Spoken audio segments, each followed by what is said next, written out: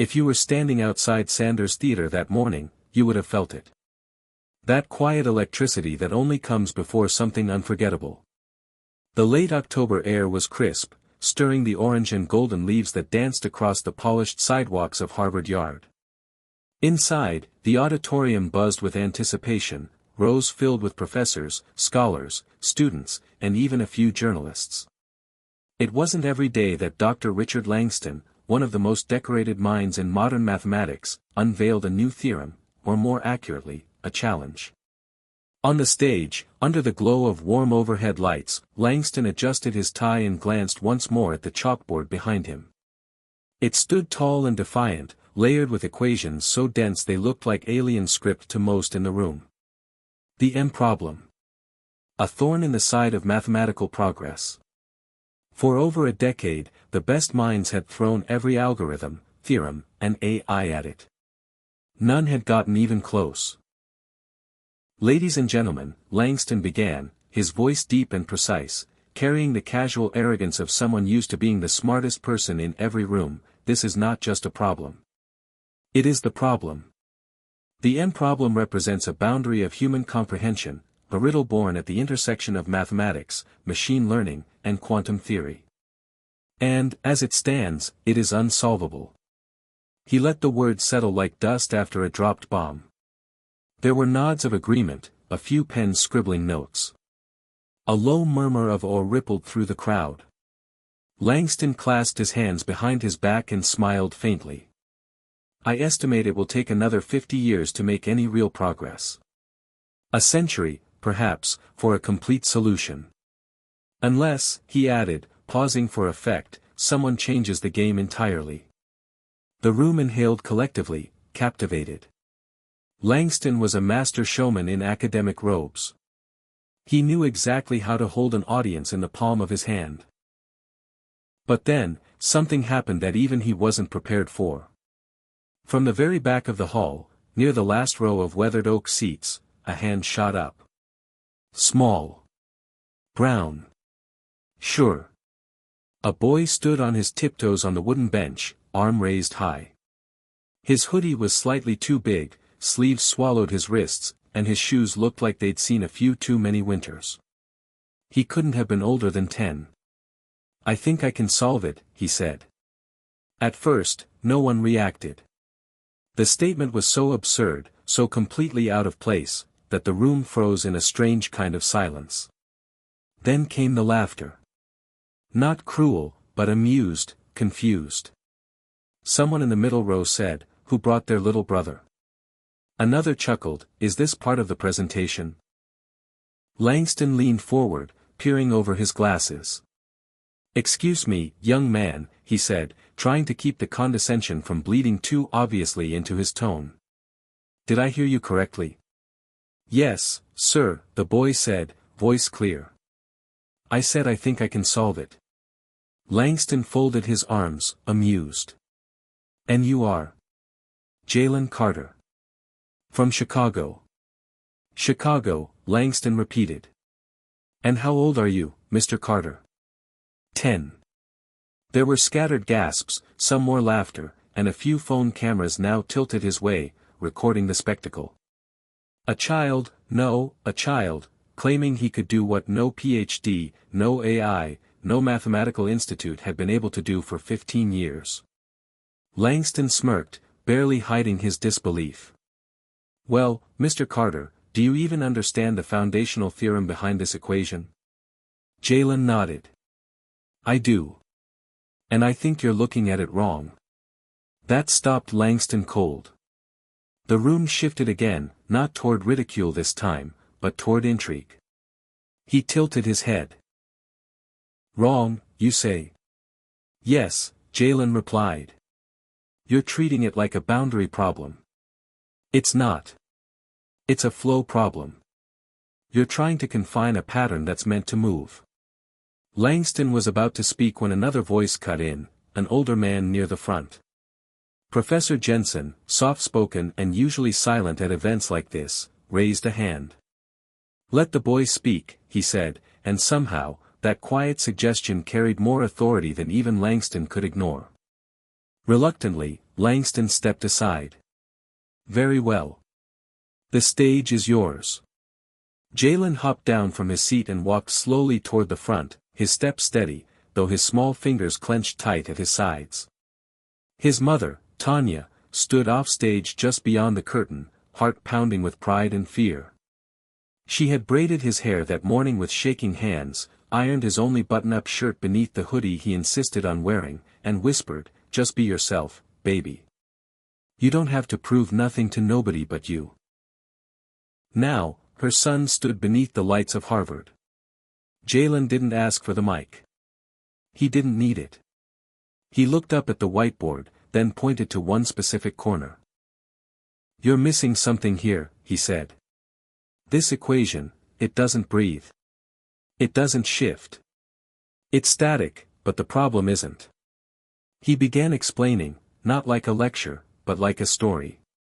He spoke of patterns in motion, how rhythms in jazz could model unpredictable systems. He used analogies from chess, from music, from video games, even describing how the angle of a thrown basketball could resemble the curvature in nonlinear equations. The audience leaned in. Some were smiling. Others stunned. Langston didn't know whether to interrupt or just watch. Jalen stepped closer to the board, took a piece of chalk from the tray, and, without erasing anything, added a single equation to the side. Then another. Then drew a loop connecting them, like threading two distant thoughts together. "This isn't the full solution," he admitted. "But this is where the change begins." And in that moment, the laughter stopped. The skepticism didn't vanish, but it hesitated. Because what they saw wasn't a fluke. It wasn't a trick. It was a beginning. Langston took a long breath, then said nothing. Jalen handed him the chalk and walked off the stage. Somewhere in the crowd, applause began. Just a few hands at first. Then more. And suddenly, the grand hall that had for centuries echoed with the voices of the elite was filled with something rare, awe for the unknown. Outside, the air had grown colder. But inside, something had ignited. Jalen didn't know what would come next. He didn't know the world was already watching the video being uploaded to TikTok and YouTube, or that thousands of comments would pour in over the next few hours. He only knew what he had felt. That moment of absolute clarity. That voice inside that said, "You belong here." Back in his hotel room that night, Jalen sat on the floor with a notebook and a cheap mechanical pencil, sketching ideas with renewed fire. Tanya watched him quietly from across the room, tears welling in her eyes, because she had seen something the world hadn't caught just yet. Jalen Carter hadn't solved the M problem. But he had just proven that maybe it wasn't impossible after all. So hit subscribe and leave a comment with where you're watching from. This story might just spark a new beginning. What's one thing that always pushes you forward, even when things get tough? Before Harvard. Before the cameras. Before the gasps of disbelief and the viral headlines, there was the South Side of Chicago. Not the glossy, drone-shot version the city tried to sell during sports season. The real South Side. Where sirens outnumbered songbirds. Where children walked past liquor stores and boarded up houses on the way to underfunded schools. Where brilliance wasn't expected, it was buried. Jalen Carter was born in the heart of that. On a stormy night, in a crowded ER, during a blackout. The nurses joked later that the lights came back the minute he cried, like he had flipped a switch inside the sky. Tanya Carter never forgot that moment. Her baby boy's eyes wide open, alert, like he had chosen to arrive exactly then. There was something about him. Always had been. By the time Jalen was 3, he had figured out how to unlock Tanya's phone, not with a password, but with pattern recognition. "He watched me do it twice," she told a friend once. "Next thing I know, he's in my contacts calling my mama like they got business." At 4, he could solve puzzles meant for 12-year-olds. At 5, he stopped playing with blocks because they don't do anything new. He preferred things that changed, that danced, that bent rules but didn't break. But genius doesn't pay rent. Tanya worked 2 jobs, nursing assistant by day, hotel cleaner by night. Sometimes she took the overnight shift just to make enough for groceries and school supplies. The apartment was small, 1 bedroom, 1 bathroom, cracked tiles in the kitchen, and windows that wheezed in winter. But it was clean. Safe. Home. Jalen never complained.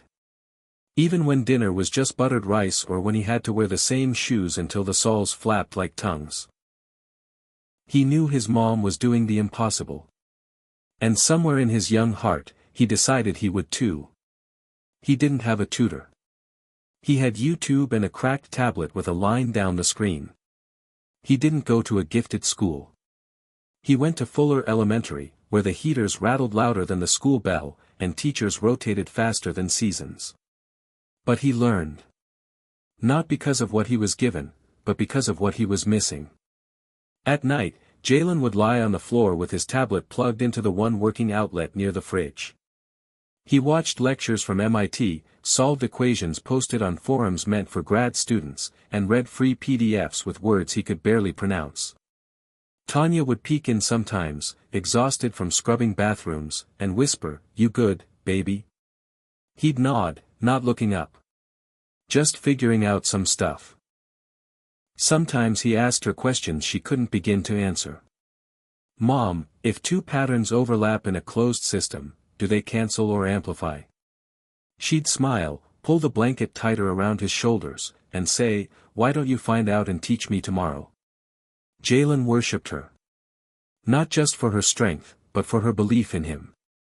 She didn't know Euler from Einstein, but she knew how to read his eyes. When he was onto something. When his brain had latched onto a riddle so tightly he forgot to eat. She didn't interrupt those moments. She nourished them. One day, when he was 7, Tanya brought home a used whiteboard someone at the hospital was throwing out. It was scratched, stained, and heavy, but she dragged it 3 blocks on a grocery cart just to see his face when she brought it in. Jalen stood frozen in the doorway, eyes wide. "You serious?" "Serious as overdue rent," she said, laughing. "Write the future on it." He did. Equations. Diagrams. Scribbles that looked like chaos to most but were actually maps inside his mind. That whiteboard became his canvas, his diary, his escape. But not everyone saw it that way. At school, Jalen was labeled a disruption. He finished worksheets in 5 minutes and then asked the teacher if he could redesign them. He questioned why math problems always had one answer. "Real life doesn't," he once said, loudly enough that Principal Dawson called Tanya in. "He's not defiant," she insisted, sitting across the scratched desk. "He's just ahead." "We don't have a gifted program," Dawson replied. "And we don't have the resources to tailor things to one student." "So what, he's supposed to dim down for y'all to catch up?" Dawson didn't respond. Jalen stayed in that school another year, learning less from lessons and more from workarounds. He read college textbooks in the back of the library. He sat in on an online math class by accident and then audited the rest on purpose. He joined forums using a fake email that made him seem older. And he kept solving things. Quietly. Unnoticed. Until one day, something shifted. It started with a tweet. A mathematician at Northwestern posted a riddle, an advanced logic puzzle unsolved for weeks. Jalen saw it during a rare moment when their internet actually worked and sent back a reply with a screenshot of his solution, written in chicken scratch on the corner of a cereal box. The reply got liked. Then retweeted. Then shared by someone at Stanford. Then someone at Harvard. 1 week later, a professor named Evelyn Cho reached out, saying she wanted to Zoom with the person behind that tweet. She almost hung up when she saw Jalen's face on screen. "I thought this was a joke," she said, blinking. "It's not," Jalen replied calmly. "Can we talk about the question now?" They did. For 2 hours. She recorded part of it, just enough to show her colleagues. One of those colleagues happened to be on the advisory board for an upcoming symposium at Harvard. The invitation came a month later. A one-time observer passed to attend a public lecture by Dr. Richard Langston himself. Tanya cried when she read the email. Jalen didn't cry. He stared at it like it was another problem to solve. 3 days before they left for Boston, Tanya sat him down. No distractions. No math. Just mom and son. I want you to listen to me, she said. You don't owe them nothing. Not applause, not permission. You walk in there the same boy you are in this kitchen, smart, brave, and you. Promise me. I promise, Jalen whispered. That promise carried him through the flight, through the marble halls of Harvard, through the stares from strangers and scholars. It echoed in his ears as he stood in Sanders Theater and raised his hand. And when the world laughed, that promise kept him standing. The video hit 1 million views in less than 24 hours. Jalen Carter, the 10-year-old from Chicago's South Side who challenged a Harvard professor, was now being called the boy genius, math's youngest rebel, a prodigy with something to prove. Headlines spun like carnival wheels. Local news stations knocked on Tanya's door. Journalists called. Podcasts begged for interviews. A documentary crew even emailed about capturing Jalen's rise. But behind the screen, it was never that simple. Jalen wasn't in some shining prep academy. He was back in his freezing apartment, trying to do homework with the Wi-Fi cutting out every few minutes. His school still didn't understand him. Some teachers now treated him like a celebrity, others like a problem they didn't ask for. Students who used to ignore him now either mocked or envied him. One called him Harvard's mascot. Another shoved him during recess and muttered, "Think you better than us now?" He didn't answer. He just picked up his books and walked away. But it hurt. More than the shove. More than the words. The problem wasn't just that people didn't understand him. It was that even when they finally saw him, they didn't believe. A week after Harvard, Langston went on a podcast and said, "The boy's passion is admirable, but let's not confuse a spark with a solution. The M problem remains unsolved." Another academic chimed in, "Brilliant? Maybe. But untrained. Unrefined. Raw talent can't replace rigorous education." Jalen listened to the whole interview on his broken earbuds, sitting in the hallway while Tanya slept between shifts. He didn't cry. He didn't speak. He just stared at the cracked paint on the wall and whispered to no one, "You saw it, though. You had to see it." The whispers spread. Some called it a fluke. Others said it was staged. Some accused Tanya of using her son for attention.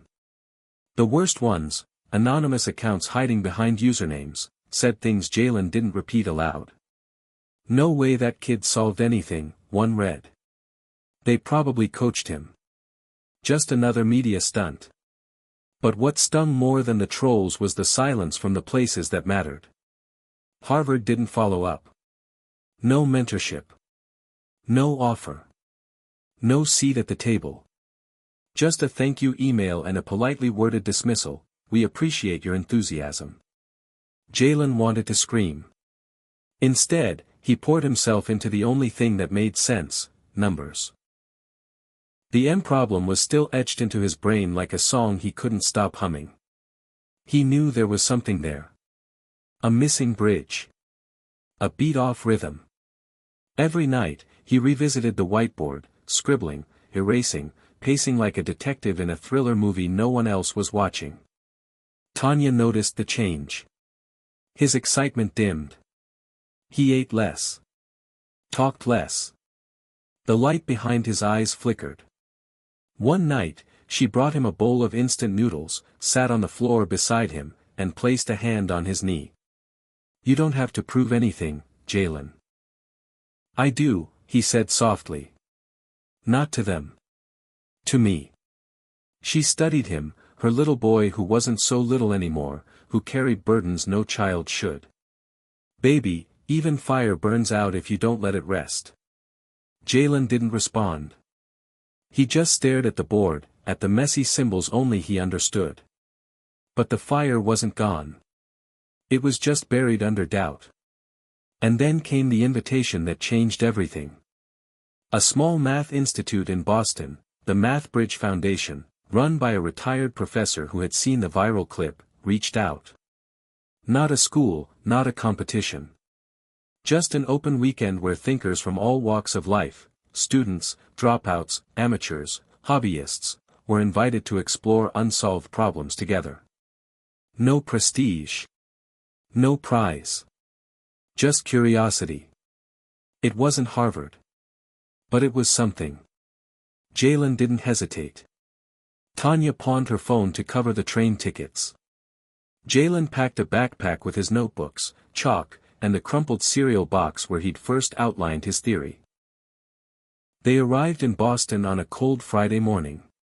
The institute was small, 3 floors above a coffee shop, but warm, filled with chalkboards, natural light, and people who didn't care about age or credentials.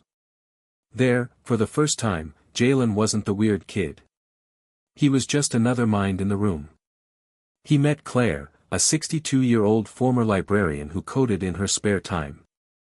And Raphael, a college dropout who now built math games for kids. They didn't laugh at his age. They leaned in when he spoke. They listened. On Saturday, Jalen stood before a smaller group, no stage, no cameras, just thinkers, talking freely. He walked through his theory again. This time, he didn't rush. He asked questions. He invited pushback. When he paused, Claire gently challenged his logic. When he stumbled, Raphael offered another angle. Together, they reshaped the problem. Not solved it, but cracked open a new possibility. That night, Jalen sat in the institute's library, sipping hot cocoa from a paper cup, and something he hadn't felt in weeks returned. Hope. He pulled out his notebook and wrote 3 words at the top of the page. I'm not done. But as he returned to Chicago, reality crept back in. School hadn't changed. The bills still piled up. Tanya was now dealing with back pain from overwork. The heater broke again. And worst of all, Jalen's time with MathBridge had given him a taste of what could be, but not a way to get there. He needed more.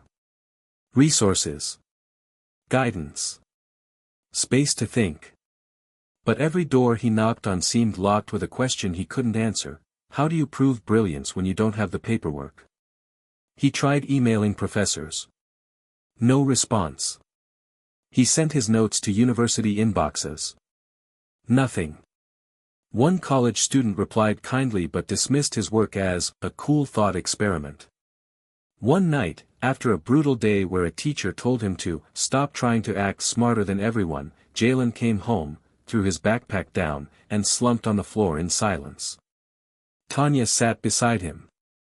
No questions. Just presence. After a while, he whispered, "What if it was just luck?" She turned to him slowly. "You didn't get lucky, Jalen. You got seen."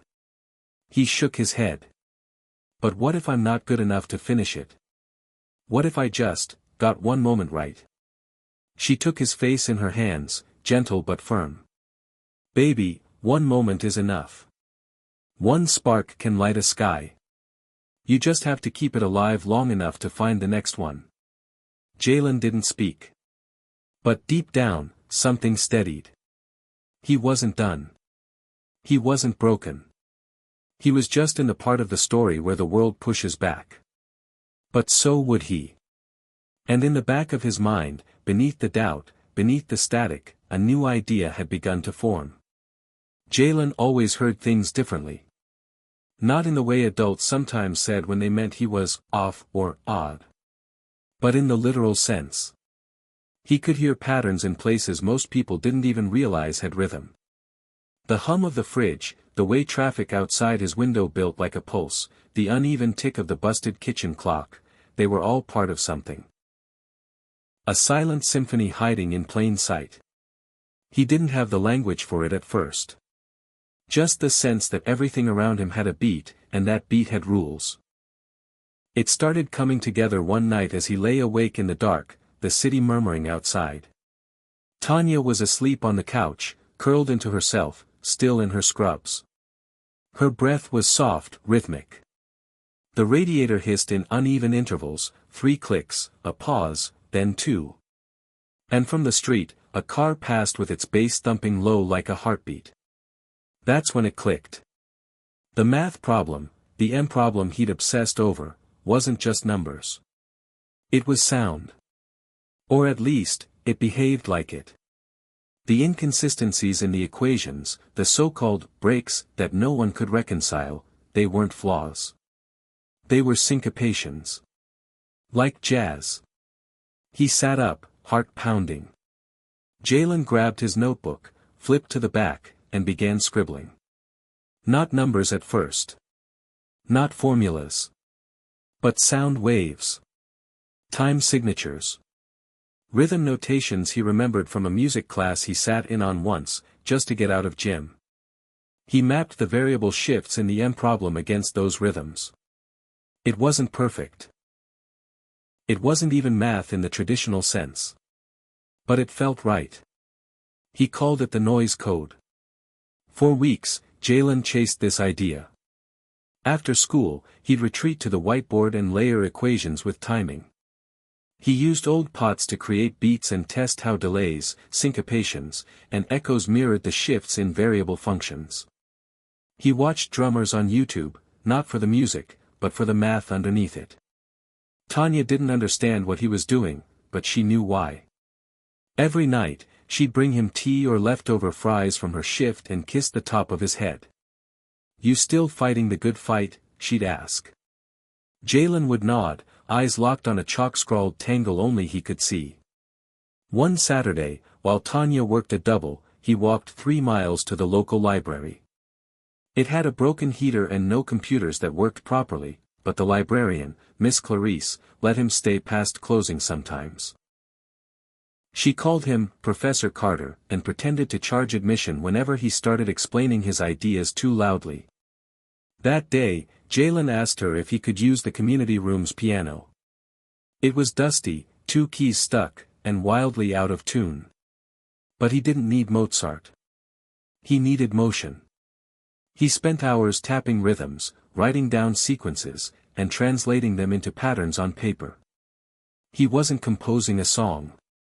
He was debugging the math. The noise code evolved, slowly, clumsily, beautifully. He began to notice that certain mistakes in the M problem weren't errors, but rests. Like the pause between notes. They were meant to be there. His theory wasn't traditional. It wasn't academic. It was radical. And it scared him. Because even as the pieces came together, Jalen knew, deep in the pit of his stomach, that when he showed this to the world, they might not clap. They might laugh. Again. But he also knew something else. This was his voice. Not Langston's. Not Harvard's. His. The first time he shared it, he didn't tell anyone it was his theory. He posted an anonymous breakdown of the noise code on a niche online math forum, under the username Southside Sync. He stripped out anything that hinted at age or identity and asked one simple question. Can rhythm explain structural gaps in unsolved variable matrices? Responses came slow. A few chuckles. A lot of confusion. Then, a reply from someone with a verified badge. At first I thought this was trolling. But the logic's weirdly sound. I'm intrigued. Another followed. Wait. I teach numerical analysis and this actually tracks in fractal modeling. Who wrote this? Jalen logged off, pulse racing. He wanted to scream. He wanted to dance. But instead, he walked into the living room and sat beside Tanya, who was watching a rerun of Family Feud. She looked over. Good day. He nodded. Better than good. For the first time in months, Jalen felt something new. Not just hope. Not just purpose. Power. Still, he kept his name off the post. Not because he was afraid of being found out. But because he needed the work to be seen before he was. 2 weeks later, a PhD candidate from MIT messaged the account and asked if Southside Sync wanted to join a private online math colloquium to present the idea further. Anonymous participation was allowed. Jalen clicked yes. Tanya cleared their schedule. She borrowed a neighbor's laptop, made grilled cheese sandwiches, and taped a makeshift "Do Not Disturb" "Genius at Work" sign to the door. That night, Jalen logged in. And for 2 hours, he did what he did best, he showed the math. Not like a student. Not like a child trying to impress adults. Like a peer. A thinker. A builder of something new. There were silences. Not because they were bored. But because they were stunned. At the end, the moderator said only 4 words. This isn't noise. It's music. Jalen stared at the screen, blinking. That night, he wrote a note in his notebook, below the last line of code.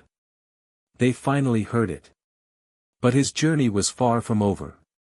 The code was still incomplete.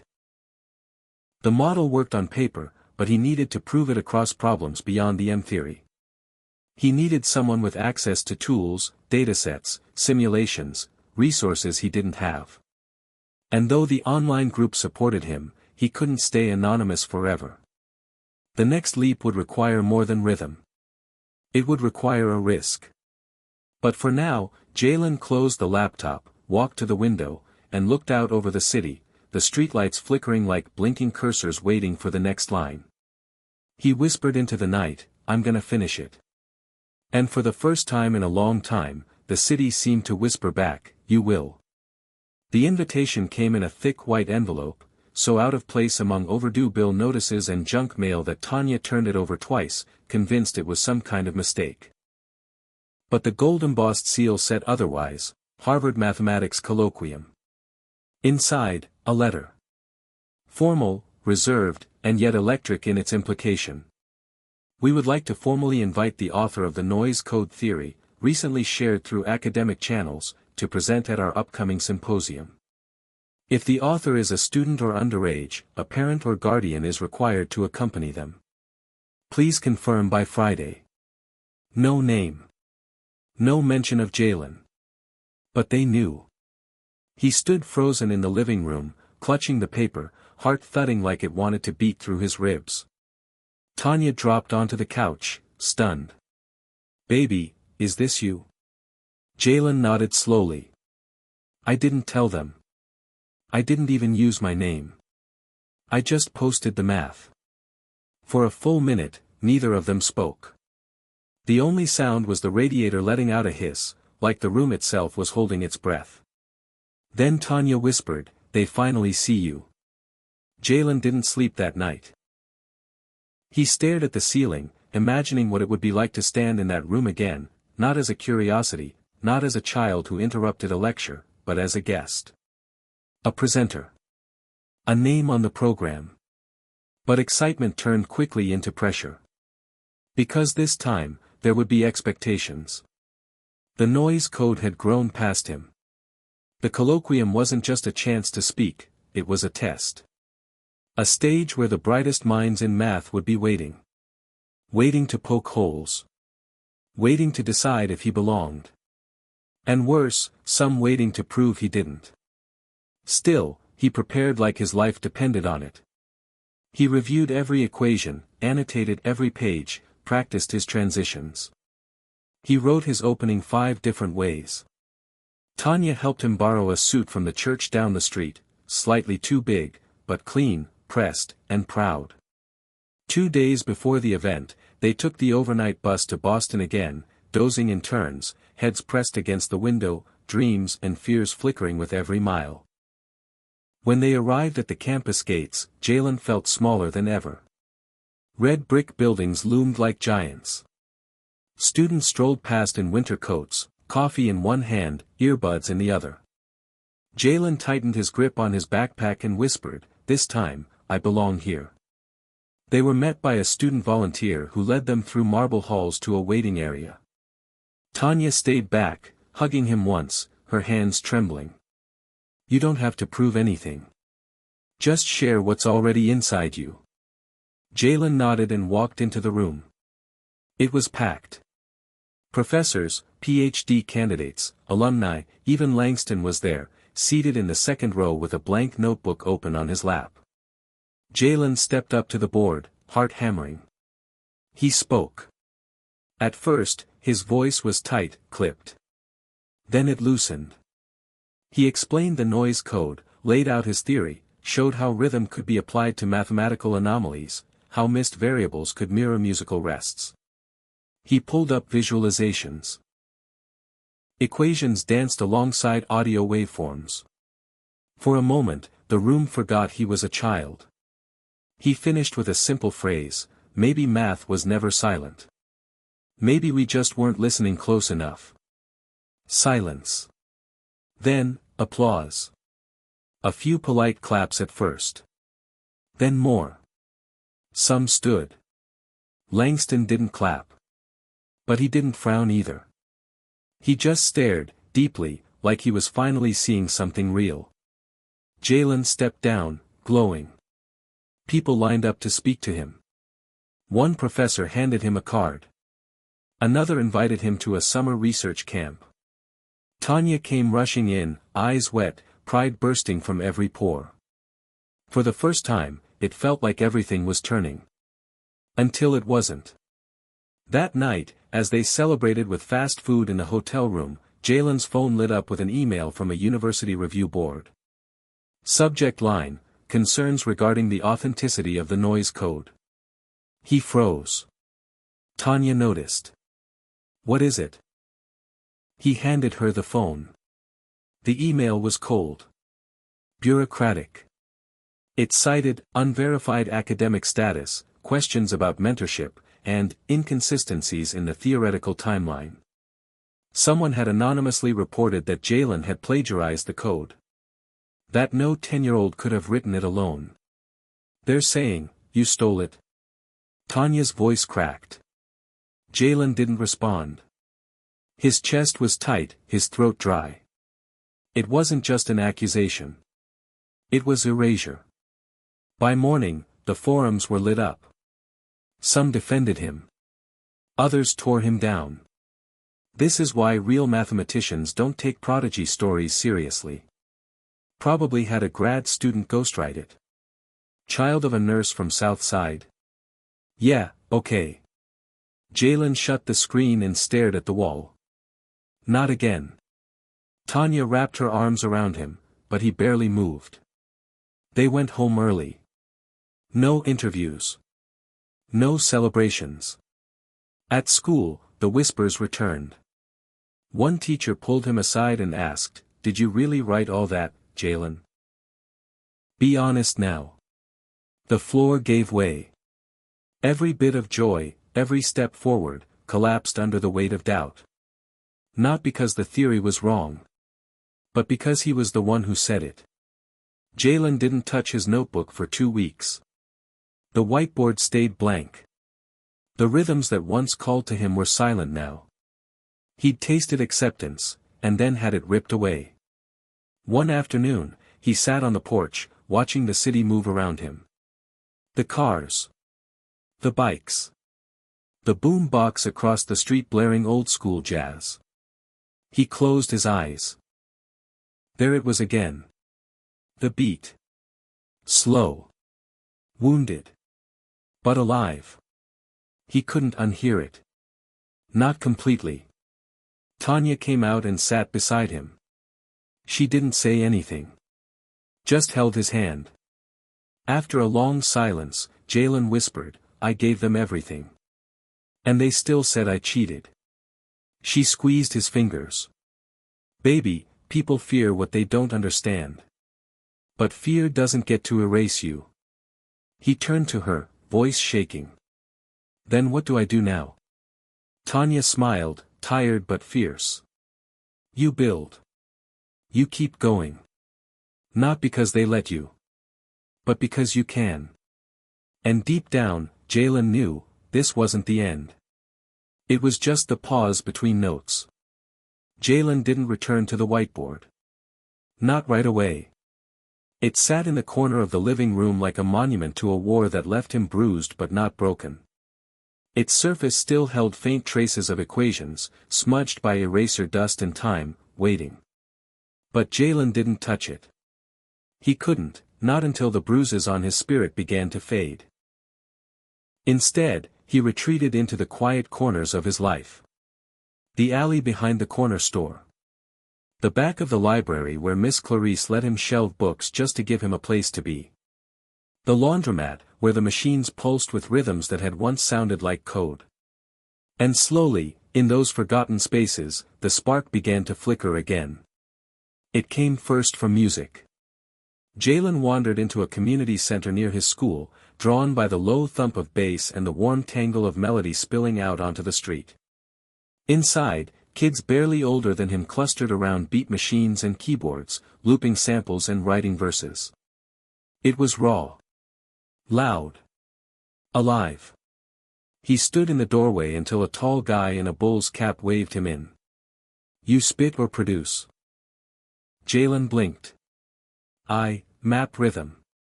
The guy laughed. That's a new one. You mean you hear beats in math? Jalen nodded, cautious. I used to call it the noise code. Used to. They said I made it up. The man studied him for a second, then motioned him over to the back corner. Show me. There was no whiteboard. No laptop. Just an old MPC drum machine, half the pad sticking. Jalen stepped behind it, ran his fingers over the controls, and began to tap. 3 clicks. A rest. 2 more. He looped it, adjusted the pitch. He added syncopation, layering in uneven pulses that didn't sound like a beat, until they did. The room grew quiet. Yo, one of the teens muttered. That's math.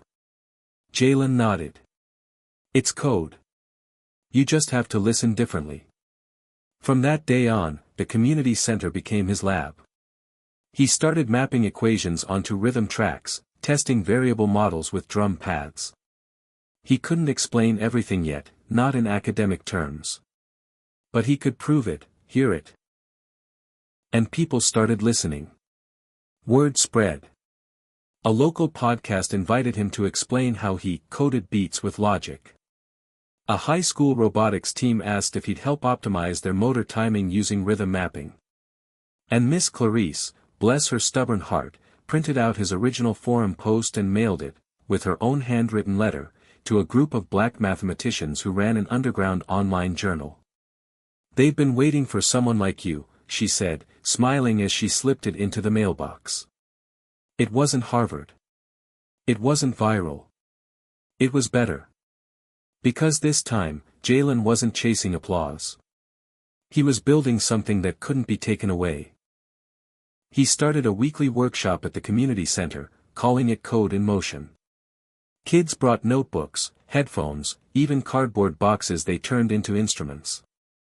Jalen taught them how rhythm could explain motion, how loops mirrored recursion, how math wasn't just numbers, it was life in patterns. Tanya came to every session she could. Sometimes she just watched, tears in her eyes. Sometimes she brought snacks. Always, she beamed. He's got his groove back, she told Miss Clarice one evening, as Jalen stood in the center of a circle of kids, tapping out a beat to explain exponential decay. And this time, no one's gonna steal it. But even as he rebuilt from the ground up, the wound left by the accusation lingered. Late at night, Jalen would sit by the window, headphones on, tapping patterns on his leg. He wasn't just teaching anymore, he was redefining. Working quietly, he began to write a new proof. Not for the noise code itself, but for its applications. His idea. Convert rhythm maps into an algorithm capable of identifying hidden variables in nonlinear equations. If he could get it to run, even once, it would be more than theory. It would be a tool. One Saturday, after 5 failed attempts and a near meltdown when the school's computer froze mid-simulation, he finally got it. The algorithm worked. The input was a flawed equation from a famous unsolved problem. The output, a variable pattern correction sequence that not only balanced the equation but predicted its evolution over multiple iterations. Jallens stared at the screen, breath caught in his throat. This wasn't noise. This wasn't music. This was proof. Tanya found him 2 hours later, still sitting in front of the screen, hands clenched, eyes wide. "Did it work?" she asked. Jallens nodded slowly. "It's not just code anymore, Mom. It's real." She knelt beside him, tears spilling over. "Then it's time they see it." He didn't want to go back to Harvard. Not yet. Not like that. But he didn't need them. He had the data. He had the tool. He had something undeniable. Miss Clarice connected him with a software engineer she knew, Mr. Raines, a wiry man with thick glasses and a laugh that sounded like a lawnmower starting. He took one look at Jallens' work and whistled. "This isn't amateur stuff," Raines said. "This is revolutionary." They spent weeks refining the model together. Raines helped Jallens write clean code, build an interface, and log results. They named it RithMath. And when it was ready, they published it, not behind academic walls, but open source. Free for anyone to test, improve, challenge, or build upon. Within days, other developers chimed in. Within a week, MIT undergrads forked the project and applied it to motion modeling in robotics. A month later, a professor at UCLA cited it in a paper. Jallens' name was right there on the license. No one could erase him now. The night it hit the top of a niche science forum leaderboard, Jallens didn't celebrate. He just sat on the stoop, watching the moon rise over the city, ears tuned to the rhythms around him. Tanya joined him, steaming mug in hand. "Still hear it?" He smiled. "Always." She bumped her shoulder against his. "You did this, baby. You brought it to life." He turned to her, a small spark in his eyes. "I didn't just solve it, Mom. I translated it." And somewhere, in the hum of streetlights and the shuffle of sneakers on concrete, the world whispered back. "We hear you now." Jallens had just finished rinsing out his cereal bowl when Tanya shouted from the living room. "Jay! You got an email. From Stanford?" He blinked, toothbrush still in his mouth. "From where?" Tanya was staring at the laptop like it might explode. "Stanford. The Dr. Marley Stanford. It's got a.edu and everything." Jallens ran over, foam still around his mouth, heart slamming into his ribs. She turned the screen. Subject, RithMath and noise code, let's talk. Dear Jallens. I've been following the development of your algorithm and was stunned, not just by its elegance, but by how it reimagines pattern recognition as something living, dynamic, musical.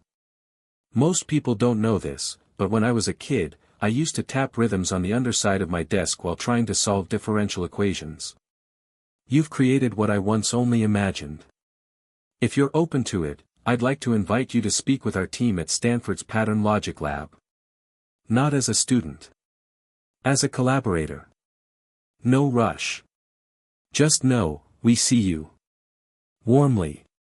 Dr. Marley Stanford. Jallens sat down slowly, toothbrush still in hand, mouth hanging open. Tanya was already pacing, muttering, Dr. Marley Stanford. The Marley Stanford. Fields Medal finalist. The woman who broke the dimensional barrier for AI-driven topological modeling. The one who, oh my God. Jallens just stared at the screen. She saw him. Not as a curiosity. Not as a miracle. As a collaborator. After weeks of defending himself in silence, building in the shadows, brushing past doubt, someone not only recognized his work, but wanted to amplify it. It was the opposite of Harvard. He finally replied that afternoon. Polite. Curious. Grateful. Careful not to seem too eager, though his fingers trembled the entire time he typed. Dear Dr. Stanford. Thank you for your message. I would be honored to speak with your team. I've been refining math, and I'm starting to explore predictive modeling in urban systems. I think the rhythm of cities might hold even deeper equations. I'm 10, but don't worry, I've got a good mom and a working mic. Excited to connect. Jalen Carter. 2 days later, they were on Zoom. Jalen wore his best hoodie. Tanya insisted on brushing down his edges even though the camera was blurry. Dr. Stanford appeared, surrounded by chalkboards and sunshine, her voice soft but clear. Jalen. We've been waiting for someone like you. Behind her, on the whiteboard, were remnants of the noise code equations. His equations. Except, they were evolved. Improved. Jalen leaned forward. Did you expand the recursive layer? She smiled. Only because you laid the groundwork. I took what you made and added an echo function, a second rhythm riding beneath the primary one. It changes how the code behaves in chaotic systems. His jaw dropped. You layered beats inside beats. Stanford nodded. Exactly. Just like Miles Davis would have done. That call lasted almost 2 hours. They talked about math. About music. About trust. About the walls built to keep out voices like his. Stanford didn't sugarcoat anything, she admitted the system wasn't built for black kids from the South Side to lead breakthroughs. But she also made something else clear. That's why it's so powerful when one of you does. She offered Jalen a chance to join her virtual research circle, a closed group of young mathematicians and theorists from around the world, working under Stanford's mentorship. It wasn't official. There was no title. No scholarship. Just real collaboration. An invitation to build, without needing to first prove he deserved to exist. Jalen said yes before the call even ended. And just like that, the world began to shift. Every Wednesday night, after homework and dishes, he logged into a space filled with accents and laughter and brilliance.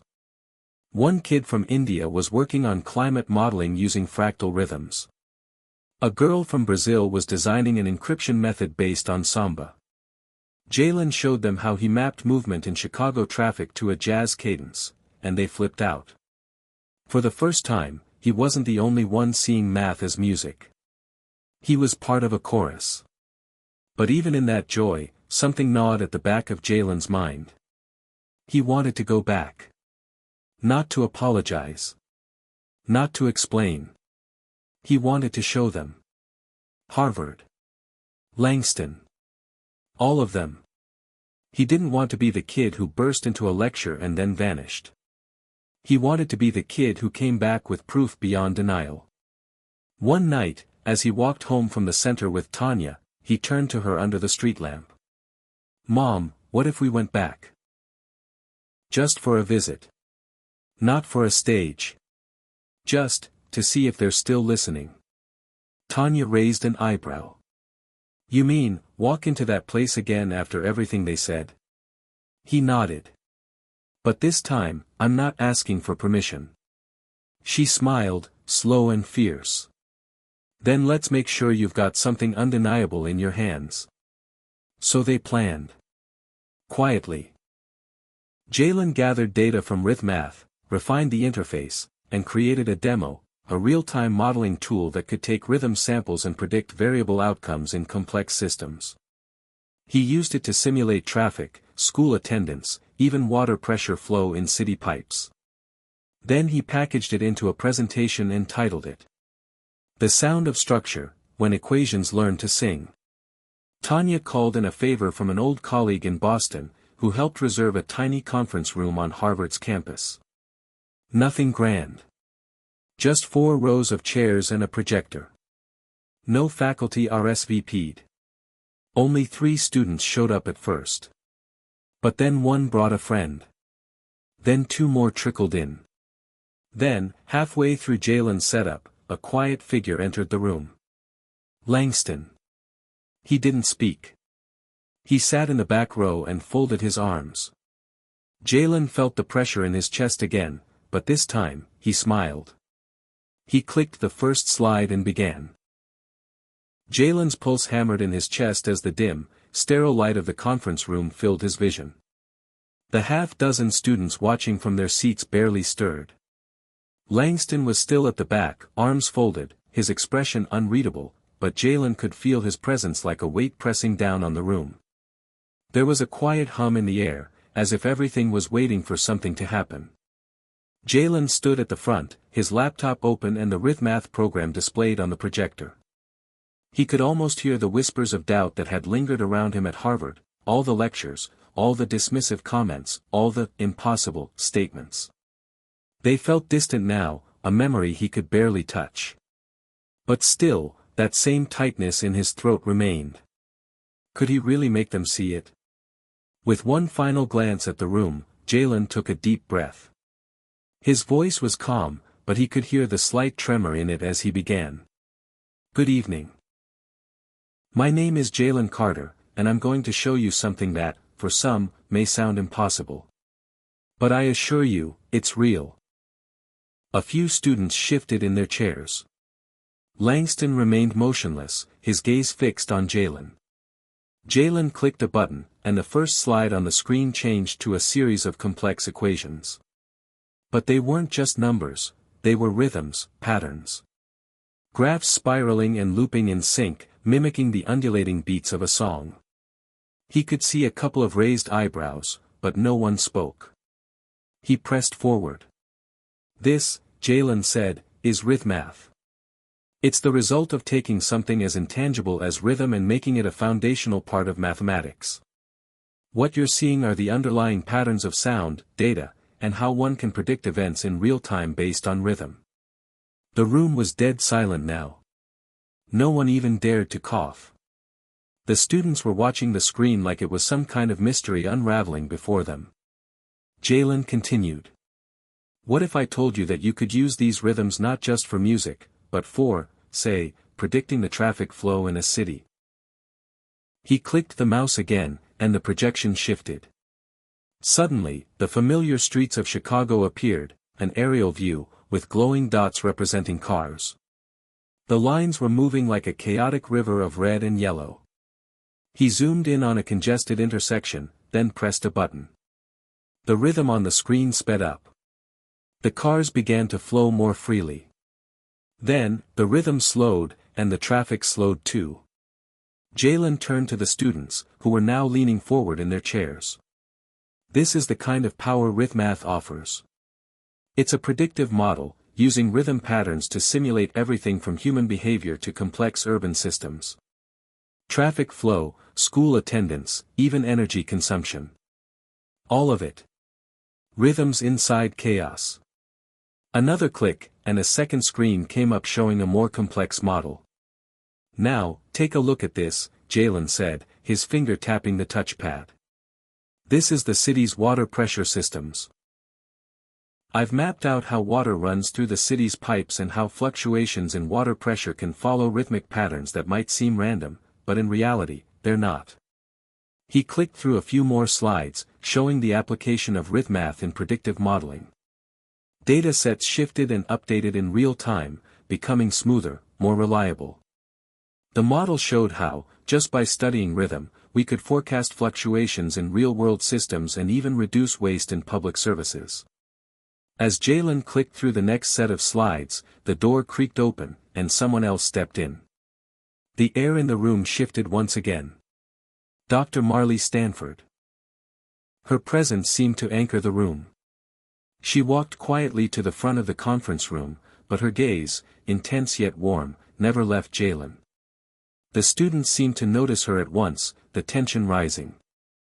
Forgive the intrusion, Dr. Stanford said, her voice carrying the confidence of someone who knew the weight of their knowledge.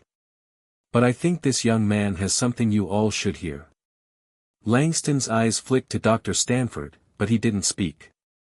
He just stared at the screen, as if the words Jalen had shared were beginning to change something inside him. Jalen felt a rush of gratitude, but also fear. What if this moment fell apart? What if they didn't understand? It wasn't until Dr. Stanford took a seat at the front that Langston stood up. His expression was unreadable, but his voice, when he spoke, held a quiet intensity. I have to admit, he began, addressing Jalen with a weight that made every student in the room hold their breath. When I first saw arithmath, I thought it was an interesting concept. But this? This is something I haven't seen before. Jalen's heart skipped a beat. Langston, the very same Langston who had scoffed at him months ago, who had made him feel like he was wasting his time, was now acknowledging what he had built. It was a quiet victory, but it was a victory nonetheless. I'll say this for you, Jalen, Langston continued, this algorithm doesn't just solve problems. It finds new ways to think about problems. I see potential here. Huge potential. The words hit Jalen harder than any applause could have. The silence that followed felt almost like a kind of awe, reverence. Langston had just said the one thing Jalen had been hoping for. And now, here, it felt like the whole room was starting to understand. A couple of students were nodding. One girl from the back spoke up. So, you're saying that, just by tapping into these patterns, we could design smarter cities? Exactly, Jalen said, the words flowing with newfound confidence. It's not just about data. It's about understanding the rhythm of the data and how we can use it to anticipate outcomes. The room stayed silent for a moment longer, then the sound of pens on paper began. Students were jotting down notes. They were processing, absorbing. Jalen saw their minds shifting. And then, unexpectedly, Dr. Stanford turned to Jalen with a smile. You did it. You didn't just prove them wrong. You proved something new. Jalen had been waiting for this moment, but hearing it from her, the one who had seen potential in him when no one else had, made it all the more real. His fingers trembled slightly as he clicked through the final slides of the presentation, wrapping it up with a simple, confident message: rhythms can solve problems, predict patterns, and change the way we think about everything. But it wasn't until Dr. Stanford spoke again that Jalen realized just how big this moment had become. Jalen, she said, her voice gentle but commanding, this is just the beginning. The sound of fingers tapping on keyboards and the low murmur of students discussing the presentation filled the room. Jalen felt a quiet satisfaction, but also a deepening sense of urgency. He had just cracked open a door that, if left ajar, could change the way the world thought about science, technology, and how systems operated. But, as with any breakthrough, there were still obstacles, some known, some lurking in the shadows, waiting to pounce. As the crowd began to disperse, Jalen noticed Dr. Stanford was still standing at the front, talking to Langston. Their conversation was quiet, intense.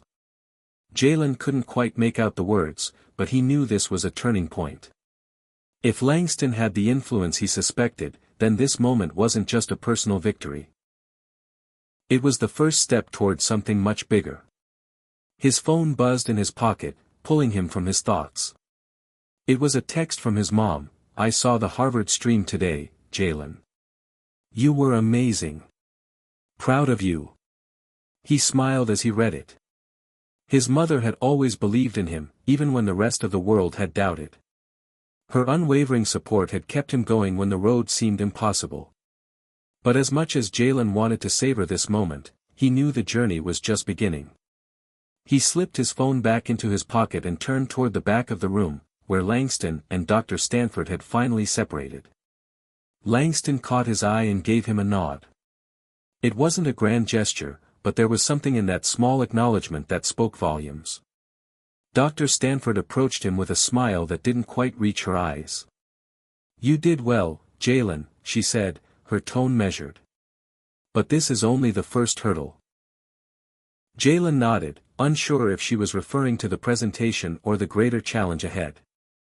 What's next? He asked, the words feeling almost too simple for the weight of the question. Dr. Stanford's gaze softened. You've made your case, but now comes the hard part, getting others to see it. There are people in this university, and beyond, who will challenge everything you've just shown them. They'll fight against it because it threatens the way things have always been done. Jallens' heart skipped a beat. He had known there would be resistance. The world rarely accepted new ideas without a fight. But hearing it from Dr. Stanford, who had been in the academic world long enough to understand its inner workings, made it feel more real, more immediate. Langston stepped forward then, his expression thoughtful. Dr. Stanford's right. You've got something huge here, Jalen. But Harvard isn't just about ideas, it's about influence. You need people who are willing to back you up when the storm hits. Jalen's mind raced. He had the idea. He had the data. But did he have the power to push it forward? I don't have the connections. I don't even know who would be willing to help, Jalen admitted, feeling the weight of the challenge settle on his shoulders. Dr. Stanford shook her head, her smile now more encouraging. You'd be surprised, Jalen. Sometimes, it's not about who you know, it's about who believes in you. And right now, you have more people on your side than you think. Langston raised an eyebrow. She's right. I know a few people in the tech industry who would be interested in RithMath. But I can't make any promises. Jalen turned to Langston, his mind processing the possibility of breaking through into the tech world. His mind raced with ideas, each one more ambitious than the last. Could he really take RithMath to the next level? What would it look like if it reached beyond academia, beyond Harvard? Dr. Stanford's voice interrupted his thoughts. Start with small steps. Focus on refining your model. I'll talk to some colleagues. But most importantly, you need to keep pushing. The world isn't waiting for you to succeed, it's waiting for you to prove you can. Langston's smirk returned, but there was a flicker of genuine respect behind it. And I'll be watching, Jalen. If you pull this off, we'll all be here to support you. But don't make the mistake of thinking it'll be easy. Jalen could feel the weight of their words, and yet, for the first time in a long time, he wasn't afraid of the challenge. Instead, it felt like the fire inside him had only grown hotter. The conversation turned to logistics, and soon Dr. Stanford had to leave. Langston lingered for a moment before offering a final word of advice. You'll need more than just people who believe in you, Jalen. You'll need data. Real, solid data. Prove that your model works in real-world scenarios, and you'll silence the doubters. With that, Langston was gone, leaving Jalen standing alone in the now empty room. The lights overhead hummed, and Jalen felt a sense of finality mixed with a spark of something else, hope. It wasn't over. It was just beginning. As he walked out of the building and into the crisp evening air, Jalen found himself thinking back to that day at his high school graduation. He remembered the uncertainty, the fear, the feeling of being out of place. But now, standing on the cusp of something monumental, he knew he had come a long way. He could feel the weight of everything that had come before, the late nights spent coding, the doubts he'd faced, the constant push to keep going even when it felt impossible. But now, more than ever, he understood that it wasn't just about the math. It wasn't just about solving problems. It was about breaking boundaries. As Jalen walked toward the subway, his phone buzzed again. This time, it was a message from his mom, "Don't forget to take a moment for yourself. You're doing great. Love you." He smiled as he typed a quick reply, "Thanks, Mom. I will. More big things coming soon." But even as he sent the message, he knew this was only the beginning. The real work was just starting. The next step would be proving that RithMath could work in the real world, not just in theory. And that wouldn't be easy. But Jalen was ready. He had to be. The next few weeks were a blur of meetings, research, and late nights spent refining RithMath. Jalen was determined, but as he dove deeper into his work, he realized how much more he needed to do. The challenge wasn't just solving problems with data, it was about proving to the world that his solution wasn't just a theory, it was something that could actually change how industries operated.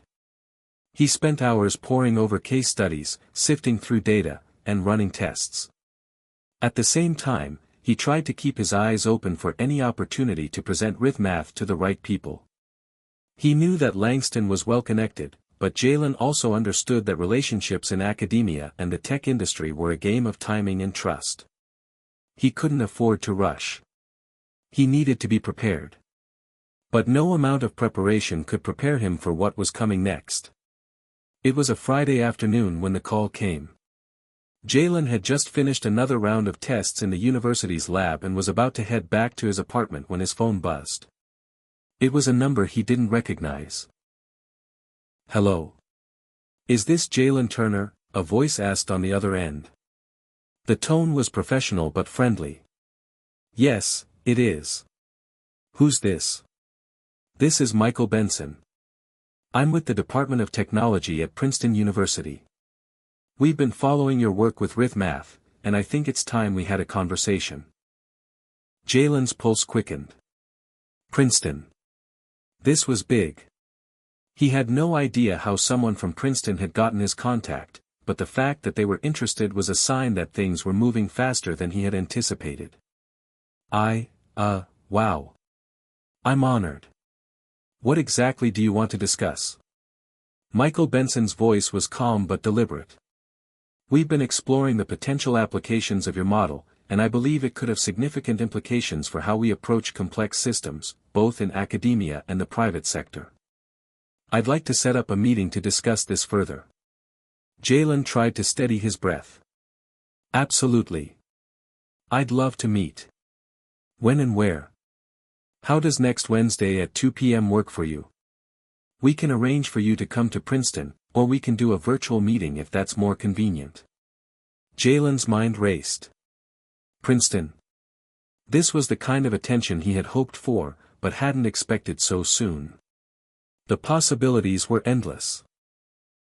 "I can come to Princeton," he said, his voice filled with confidence that he wasn't entirely sure he felt. "Great. I'll send over the details. We're looking forward to it." After hanging up, Jallens stood still for a moment, the weight of the phone call sinking in. He had done it, he had made it onto the radar of one of the most prestigious academic institutions in the country. This was it. The validation he'd been searching for. But with that validation came pressure. Jallens knew that presenting to Princeton was a far cry from his initial presentation at Harvard. The stakes were higher now, and the scrutiny would be even more intense. He couldn't afford to make mistakes. The days leading up to his meeting at Princeton passed in a blur of preparation. Jallens refined his presentation, gathered more data, and rehearsed his pitch until it was nearly second nature. He stayed late in the lab, working on his model, trying to ensure that every piece of the puzzle was in place. As he worked, he thought back to his conversations with Dr. Stanford and Langston. Both of them had emphasized the importance of making his work accessible, not just to academics, but to people who could help implement it.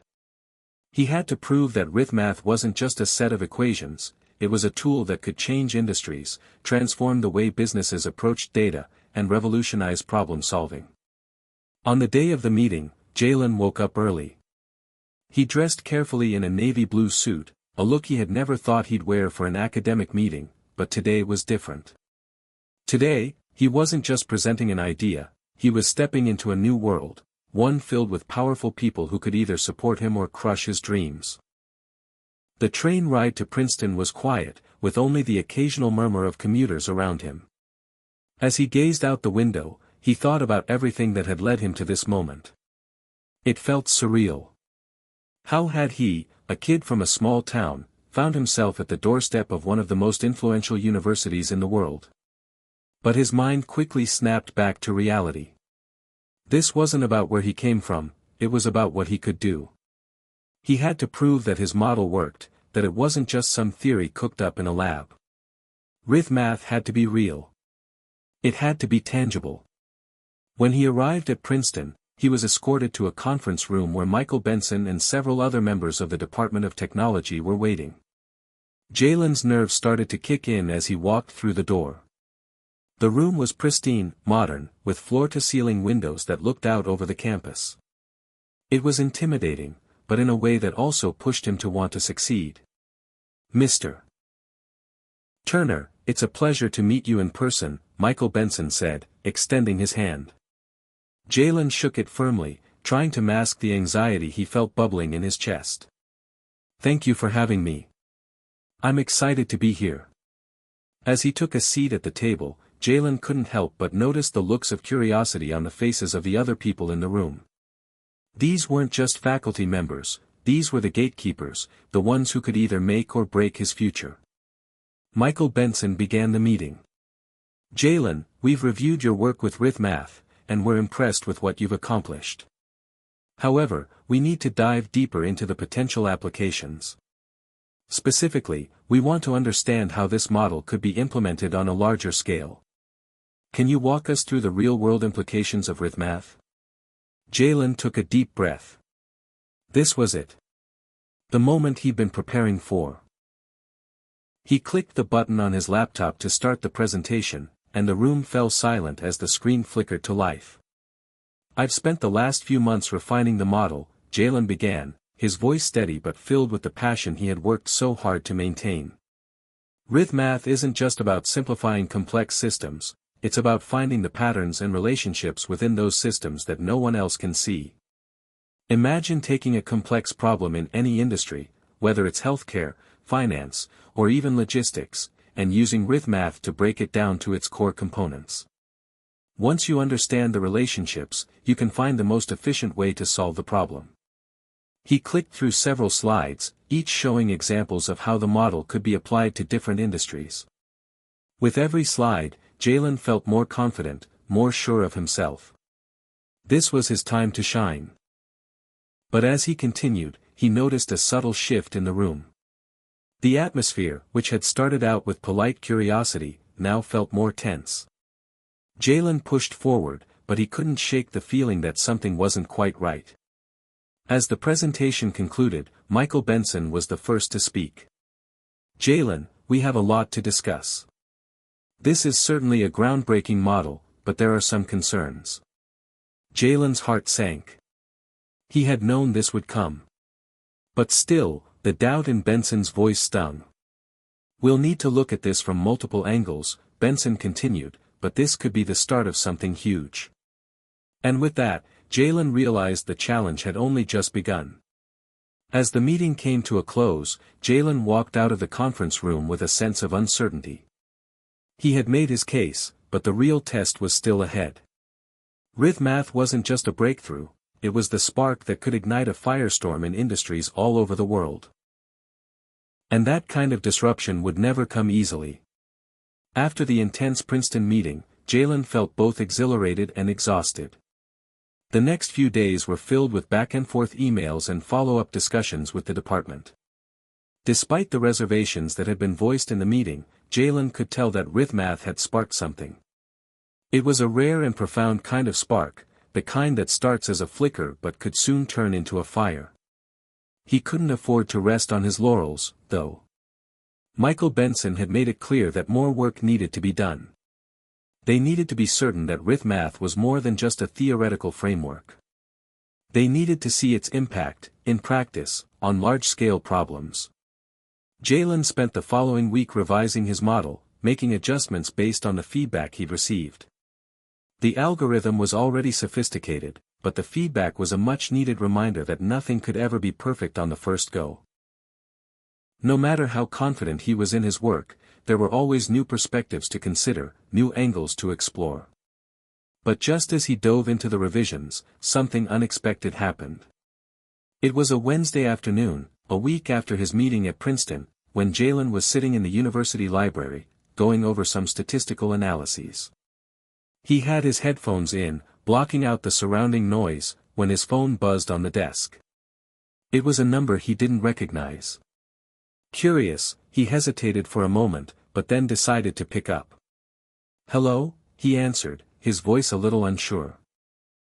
Jalen Turner, the voice on the other end asked. It was a woman's voice, clear, confident, but also with an edge of urgency. Yes, speaking, Jalen replied, raising an eyebrow. This is Amanda Lewis, with the Department of Mathematical Sciences at MIT. I'm calling regarding your work on RithMath. We've been following your research, and we'd like to discuss the possibility of collaboration. Jalen's heart skipped a beat. MIT. One of the most prestigious universities in the world. For them to reach out to him, it felt unreal. MIT? He asked, making sure he wasn't imagining things. Are you sure you have the right person? Amanda chuckled softly, though there was a hint of professionalism that made Jalen sit up straighter. We're sure. Your work has caught the attention of several members of our department, and we believe there's potential for significant breakthroughs if we work together. Would you be available for a meeting next Monday? Jalen's mind raced. Was this a dream? In just a few short months, he had gone from a student trying to prove his idea in a university lab to being courted by two of the most elite schools in the country. This was the kind of opportunity that people only dreamed of. Absolutely, Jalen said, almost without thinking. I'd love to meet. What time works for you? We'll arrange a meeting for Monday at 10 a.m. at our Cambridge campus. We'll send you the details shortly. We look forward to meeting you in person. As soon as the call ended, Jalen sat back in his chair, stunned. This wasn't just a coincidence, it was a sign. RithMath was gaining momentum in ways he never could have anticipated. Now, MIT wanted in. He had gone from an unknown student to someone whose work was making ripples across the academic world. But as much as Jalen was thrilled, he also knew this was a double-edged sword. Each new meeting, each new interest, brought more pressure. The expectations were rising. People weren't just watching his work. They were scrutinizing it, testing it, and soon, they would be demanding results. Jalen spent the days leading up to his MIT meeting in a blur of preparation. The morning after the call, he headed straight to the lab, eager to refine his work even further. He knew that this meeting wasn't just about impressing another group of academics, it was about forging a path forward for RithMath. If MIT saw its potential, it could open doors to new funding, new collaborators, and new possibilities for innovation. Langston had warned him that opportunities like these didn't come often. He was right. Jalen had to seize this moment. But he also knew that to truly make an impact, he had to bring something more to the table than just theory. He needed proof. Real-world data that showed RithMath's effectiveness. It couldn't just be numbers on a page, it had to be results people could understand and trust. The night before his flight to MIT, Jalen had barely slept. He was nervous, anxious even, about the upcoming meeting. But he knew that he couldn't let his nerves control him. He had come this far because of his dedication, his passion, and his ability to persevere through difficult situations. He couldn't let fear stop him now.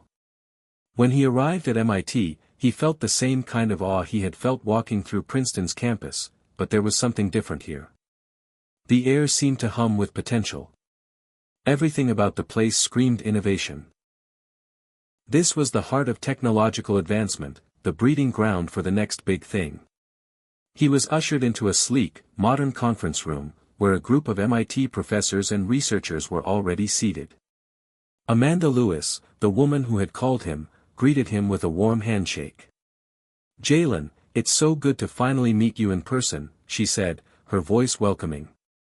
We've been following your work closely, and we're eager to see what you've got to show us. Jalen nodded, trying to shake off the feeling that he was about to be examined under a microscope. Thank you for having me. I'm really excited to be here. He began his presentation, walking them through the fundamentals of RithMath, just as he had at Princeton, but this time, he was more confident. He had refined his ideas, simplified the language, and made sure that everything he presented had real-world applications. As he spoke, he could see the interest on their faces, fascination, skepticism, curiosity. All mixed together. It wasn't just the professors who were engaged, even the students in the room were hanging on to every word he said. For the first time, Jalen felt like he wasn't just a kid with a good idea, he was a force to be reckoned with. But as he concluded, he was once again faced with the inevitable questions. "Jalen, this is impressive," one of the professors said, leaning forward, "but we need more than just the theory. What kind of impact has this model had on real businesses? Have you seen any tangible results in action?" It was the same question he had faced before. The pressure mounted, but Jalen was ready. "I've been working with several partners who are willing to pilot RithMath in the coming months. The initial results are promising, but I'm also aware that I need to show more before I ask for larger commitments. That's why I'm here. I need the resources to bring this model to life." Amanda smiled, clearly impressed. "Well, Jalen, I think we might be able to help with that. We'll need to have a few more conversations, but this could be the beginning of something very exciting." The meeting ended on a high note, and as Jalen walked out of the building, he couldn't help but feel a surge of excitement. It wasn't just about the acknowledgement. It wasn't even about the validation. What he had just experienced was something more profound. The world was opening up, and RithMath was at the center of it all. As he stood outside the building, looking up at the iconic MIT dome, Jalen realized that his journey had only just begun. Hit subscribe and leave a comment with where you're watching from. This story might just spark a new beginning. What's one thing that always pushes you forward, even when things get tough? The following weeks flew by in a blur of emails, meetings, and increasingly complex challenges. Jalen had received positive feedback from both Princeton and MIT, but there was a growing sense of pressure weighing on him. Both universities had committed to further exploration of RithMath, and soon, other institutions were starting to show interest. However, the deeper he got into the process, the more he realized how monumental this opportunity was, and how much was at stake. The challenge wasn't just academic anymore, it was real, practical, and immense. With both MIT and Princeton backing him, Jalen was on the precipice of something that could change his life. But with that recognition came heightened expectations. He wasn't just a kid from a small town anymore. He was being watched by some of the most brilliant minds in mathematics, and they all wanted results. The pressure to perform was suffocating, but Jalen couldn't afford to back down. Jalen sat in his small office at Princeton, the walls lined with chalkboards filled with complex formulas and diagrams. The sunlight filtered in through the tall windows, casting long shadows across the room. His laptop was open, filled with data from the initial tests of RithMath. He had spent countless hours adjusting the model, tweaking parameters, trying to make sure everything was perfect. But despite his hard work, something didn't feel right.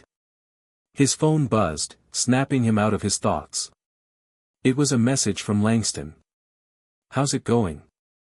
Any breakthroughs yet?" Jalen sighed.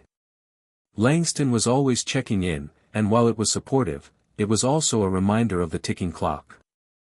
Langston had been his mentor since high school, a guiding force who pushed Jalen to explore his potential, but even Langston knew that the road ahead wasn't going to be easy. "Still working on it," Jalen replied. "The model's good, but I need more data to show its practical applications. They're all waiting on me to deliver, and I'm not sure if I'm there yet." "Don't stress," Langston texted back quickly. "This is your moment.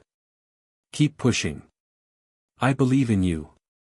If you need help, let me know." Jalen stared at the message for a moment. His mentor believed in him, but that belief only added to the pressure. He was determined to prove himself, to show that he deserved to be in the room with the brightest minds in academia. But the road ahead felt like an endless stretch of uncertainty. He leaned back in his chair, rubbing his temples. This was it.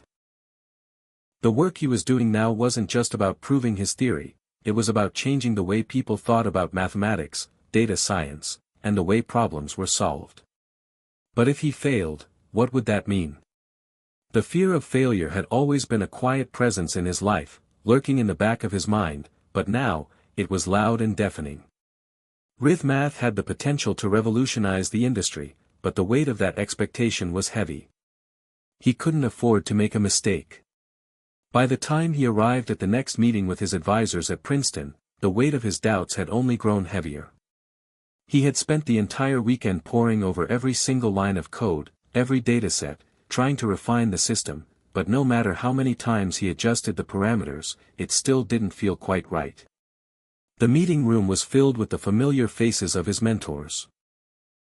Michael Benson, his main advisor, sat at the head of the table, along with a few other faculty members and graduate students who were working on related projects.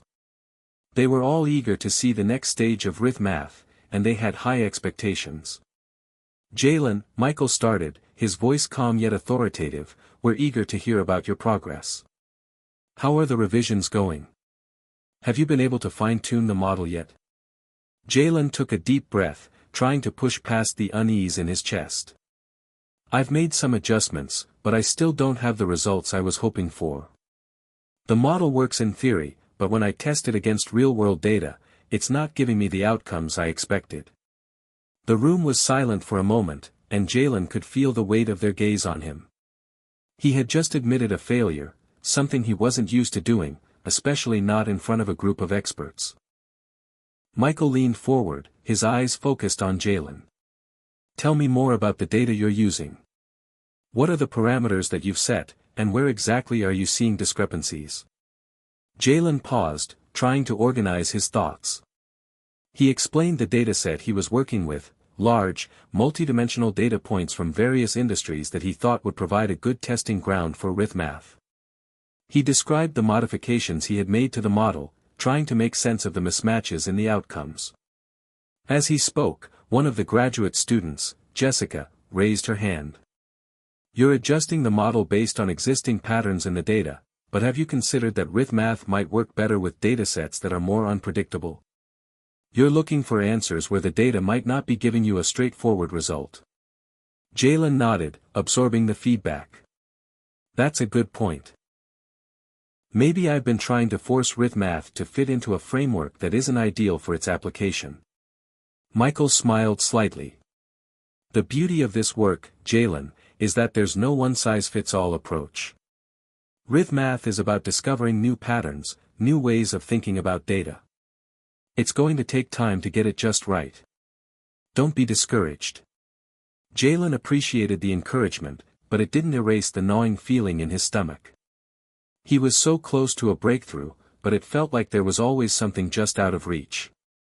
That evening, Jalen returned to his apartment, his mind swirling with questions. The meeting had been helpful, but the uncertainty still hung in the air. Was he pushing too hard for results that weren't possible yet? Had he miscalculated something fundamental? He needed a new perspective, someone who wasn't as deeply invested in the project but who could offer fresh insight. That's when he remembered an email he had received earlier that week from someone he hadn't spoken to in years, his old high school math teacher, Ms. Carter. Ms. Carter had always been a strong influence on him. She was the one who had first recognized his potential in mathematics when he was just a sophomore in high school, and she had encouraged him to pursue it further. After high school, they had lost touch, but every now and then, Jalen would think about her. With a sense of hesitation but also a spark of hope, he typed out an email to her. He explained the project, the issues he was encountering, and asked if she would be willing to offer some advice. He wasn't sure if she would respond. After all, she had probably moved on to other things, but within an hour, he had a reply. "Jalen, I'm so glad to hear from you. I'd be happy to help. Let me know when you're free for a call." It was a small step, but it was a step forward. Maybe Ms. Carter would be able to help him see things in a new light. Jalen closed his laptop, the uncertainty still lingering, but for the first time in a while, he felt a flicker of optimism. Jalen's heart raced as he dialed the number Ms. Carter had provided. He hadn't spoken to her in years, but the familiarity of her name brought back memories of high school, of late-night study sessions, long conversations about numbers and patterns, and the way she always seemed to know exactly how to challenge him. The phone rang twice before Ms. Carter picked up. Her voice, warm yet authoritative, greeted him immediately. "Jalen, is that really you?" she asked, a smile in her voice. "I've been following your work from afar, and I have to say, I'm so proud of everything you've accomplished." Jalen felt a wave of gratitude wash over him. It was a feeling he hadn't realized he'd missed until now. The reassurance of a mentor, someone who had seen potential in him when he couldn't see it himself. "Thanks, Ms. Carter," he said, his voice a bit more tentative than he intended. "I could really use your help. I've hit a bit of a roadblock, and I think you might be able to help me find a way forward." "Of course," she said, settling into the conversation. "Tell me what's going on. What's this roadblock you're facing?" Jalen took a deep breath and explained everything, the frustrations he had been feeling with the RithMath model, the discrepancies in the data, and how he was feeling the weight of expectations. He shared how he had been pushing himself harder and harder but still couldn't find the breakthrough he needed. As he spoke, Ms. Carter listened attentively, only occasionally interrupting with a clarifying question or comment. When he finished, she paused for a moment. "You know, Jalen," she said, her voice steady and thoughtful, "I think I understand where you're coming from. But I'm hearing something in your approach that I think is part of the issue." Jalen felt a twinge of concern. "What do you mean?" She continued, "You've spent all this time refining RithMath to fit data that's predictable, right? You're looking for outcomes where everything seems logical, where there's a clear answer at the end. But sometimes, the best discoveries come when we step away from trying to control the data and let it unfold on its own." Jalen was silent for a moment, processing her words. "Are you saying I should stop looking for patterns and just let the data speak for itself?" Ms. Carter chuckled softly. "Not exactly. What I mean is that the patterns you're trying to force into the model might not be the patterns that are most useful to it.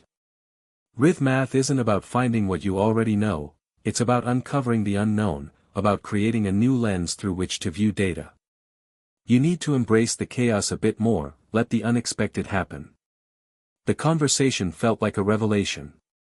Jalen had been so focused on solving the problem in a traditional way, relying on what he knew worked in the past. But what if that wasn't the solution? What if the key was to stop looking for perfect answers and start exploring the unknown possibilities? He took a moment to absorb her advice. "So, what you're saying is I need to take a step back and look at things differently." "Yes, exactly," Ms. Carter said. "You need to approach this with curiosity, not just analysis. The answers you're searching for might be right in front of you, but they won't reveal themselves until you let go of your assumptions. Trust in the process, Jalen." For the first time in weeks, Jalen felt the weight on his shoulders lighten. It was a simple piece of advice, but it shifted his entire perspective. He wasn't failing, he was just looking at the problem the wrong way. "I think I understand," Jalen said, his voice filled with gratitude. "I've been so caught up in getting everything perfect that I've forgotten to embrace the uncertainty. I'm going to try it, just letting the data speak for itself and seeing what emerges." "That's the spirit," Ms. Carter replied. "Remember, you're not just trying to solve a problem. You're creating something new, something that will change the way we think about math and data. Trust yourself and your instincts. And if you ever need help again, you know where to find me." Jalen smiled, feeling lighter than he had in days. "Thanks, Ms. Carter. I really needed to hear that." After a few more pleasantries, they ended the call. Jalen sat in silence for a moment, letting the weight of the conversation sink in. He had a new sense of clarity, he wasn't going to force the model to fit what he thought it should do. Instead, he would give it the freedom to evolve and show him its true potential. The next morning, Jalen woke up with a renewed sense of purpose. He knew what he had to do. He didn't need to have all the answers right away. He just needed to trust the process. He returned to his workspace, where the laptop was still open to the dataset he had been working on. He had been stuck on the same set of parameters for weeks, but now, he was going to change everything. He erased the parameters he had been using, ignoring the part of him that worried this might be a mistake. Instead of working within the confines of what he knew, he started from scratch, letting the data dictate the direction rather than forcing it into predefined models. It was liberating. For the first time, Jalen felt like he was exploring instead of solving. As he worked through the day, small sparks of insight began to emerge. Where before he had been focused on fitting the numbers into a box, he now saw patterns he had never noticed before. They were subtle, almost imperceptible at first, but with every adjustment, the pieces of the puzzle started to fall into place. His mind raced as he tweaked the algorithms, watching as the model began to shift and adapt in ways it never had before. By the time Jalen had finished for the day, it was clear that he was on the right track. The data had begun to reveal unexpected patterns. Patterns that were far more complex and valuable than he had ever imagined. His approach had worked. He had let go of his preconceptions, embraced the chaos, and allowed the data to unfold naturally. As he sat back and looked at the results on his screen, a wave of satisfaction washed over him. He wasn't there yet, but he was close. And for the first time in a long while, he felt confident that he was heading in the right direction. Jalen felt a renewed sense of energy as he gazed at his computer screen. The data was no longer an overwhelming mountain to climb, it was a map, a guide showing him the path to a solution. Everything he had worked on for the past few months, the failed attempts, the sleepless nights, had led him to this moment. The answer was no longer a distant dream. It was right there, just within reach. But even as the excitement bubbled within him, there was a nagging thought in the back of his mind. What if he was wrong? What if this was just another illusion of success, another false dawn before the inevitable crash? Jalen shook his head, trying to dismiss the doubt. He had come too far to let fear stop him now. He had a breakthrough, and he was going to take full advantage of it. He leaned forward and adjusted the code, making sure everything was aligned perfectly. The beauty of RithMath was that it didn't just work with the numbers. It worked with human behavior, with the patterns that existed in the world but couldn't always be seen. Jalen's mind raced, piecing together the intricate web of connections he was creating. There was a palpable sense of excitement in the air as he continued tweaking the model, watching as it slowly came to life. It was then that the thought crossed his mind, what if I'm not the only one who can unlock its full potential? Jalen had spent the past few years buried in his work, focused solely on solving the problem. But now, he couldn't help but wonder, what if there were others out there, people with different perspectives, fresh ideas, who could help him push RithMath even further? The answer, as always, was clear: he had to take the next step. The next morning, Jalen called an old friend, one who had always been a source of inspiration during their college years. Rashid had been the kind of person who could see the potential in things before anyone else, a visionary of sorts. They had worked together on several projects during school, and Jalen trusted his judgment. When Rashid picked up, his voice was full of energy, as always. "Jalen, my man. What's good? Long time no talk." Jalen smiled. "I know, it's been way too long. I need your help with something." Rashid paused, his tone suddenly shifting to one of curiosity. "Help? With what?" "You've always been the one helping me out with ideas, man." "I think you'll want to hear this," Jalen replied. "I've been working on something big. It's called RithMath, and it's a way to use data to predict behavior patterns, to essentially uncover hidden truths within the chaos of everyday life. But I'm at a point now where I need a fresh set of eyes on it. I'm wondering if you'd be interested in helping me take it to the next level." There was a brief silence on the other end, and Jalen could almost hear Rashid's mind working. "Wait, hold up, are you telling me you've created something that can predict behavior? Like, for real?" Rashid asked, incredulity in his voice. Jalen chuckled. "Yeah, I know it sounds crazy, but it works.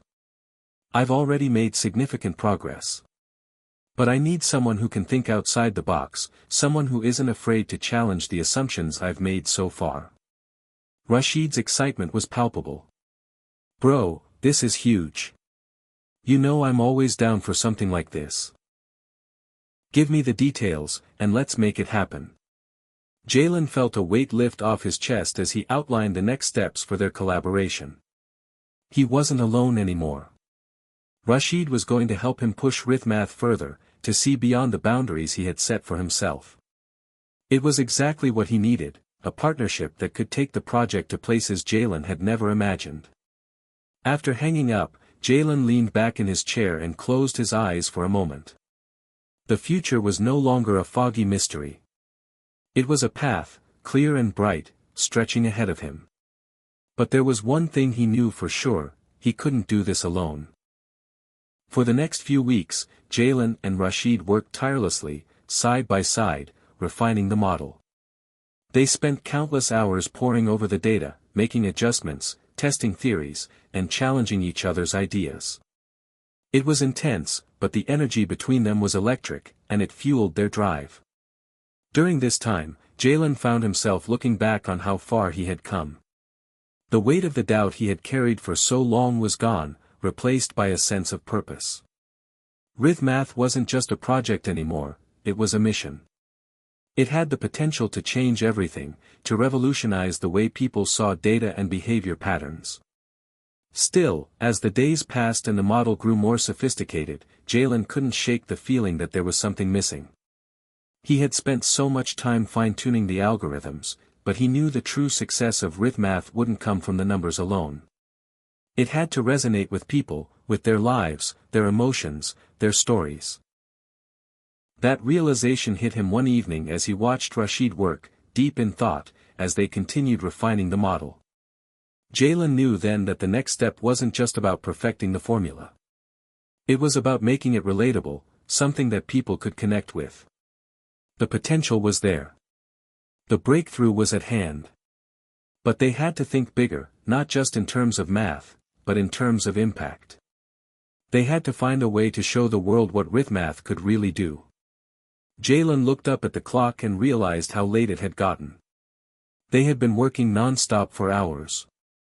Rashid stretched and yawned, clearly exhausted but also energized by the progress they had made. "We're almost there, man," Rashid said, rubbing his eyes. "But there's still something we're missing." "Something big." Jalen nodded. He knew Rashid was right. The model was solid, but it still needed that final push, that spark that would make it truly revolutionary. They were close. So close. But just how far would Rithmath go? And what would the world think of this wild idea that had begun as a simple project in a small, quiet room? That was the next question Jalen would have to face. The days leading up to the big presentation were a blur for Jalen. Each morning, he woke up to the same overwhelming sense of urgency, the same quiet hum of anxiety that sat at the back of his mind. He couldn't stop thinking about the consequences of failure. He couldn't stop wondering, what if I'm wrong? What if I've spent all this time on something that doesn't work? But then he'd look over at Rashid, who had a way of cutting through Jalen's doubt with a single, confident word, and he'd remind himself why he was doing this. Rithmath wasn't just about him. It wasn't just about the work they had done or the validation they were seeking.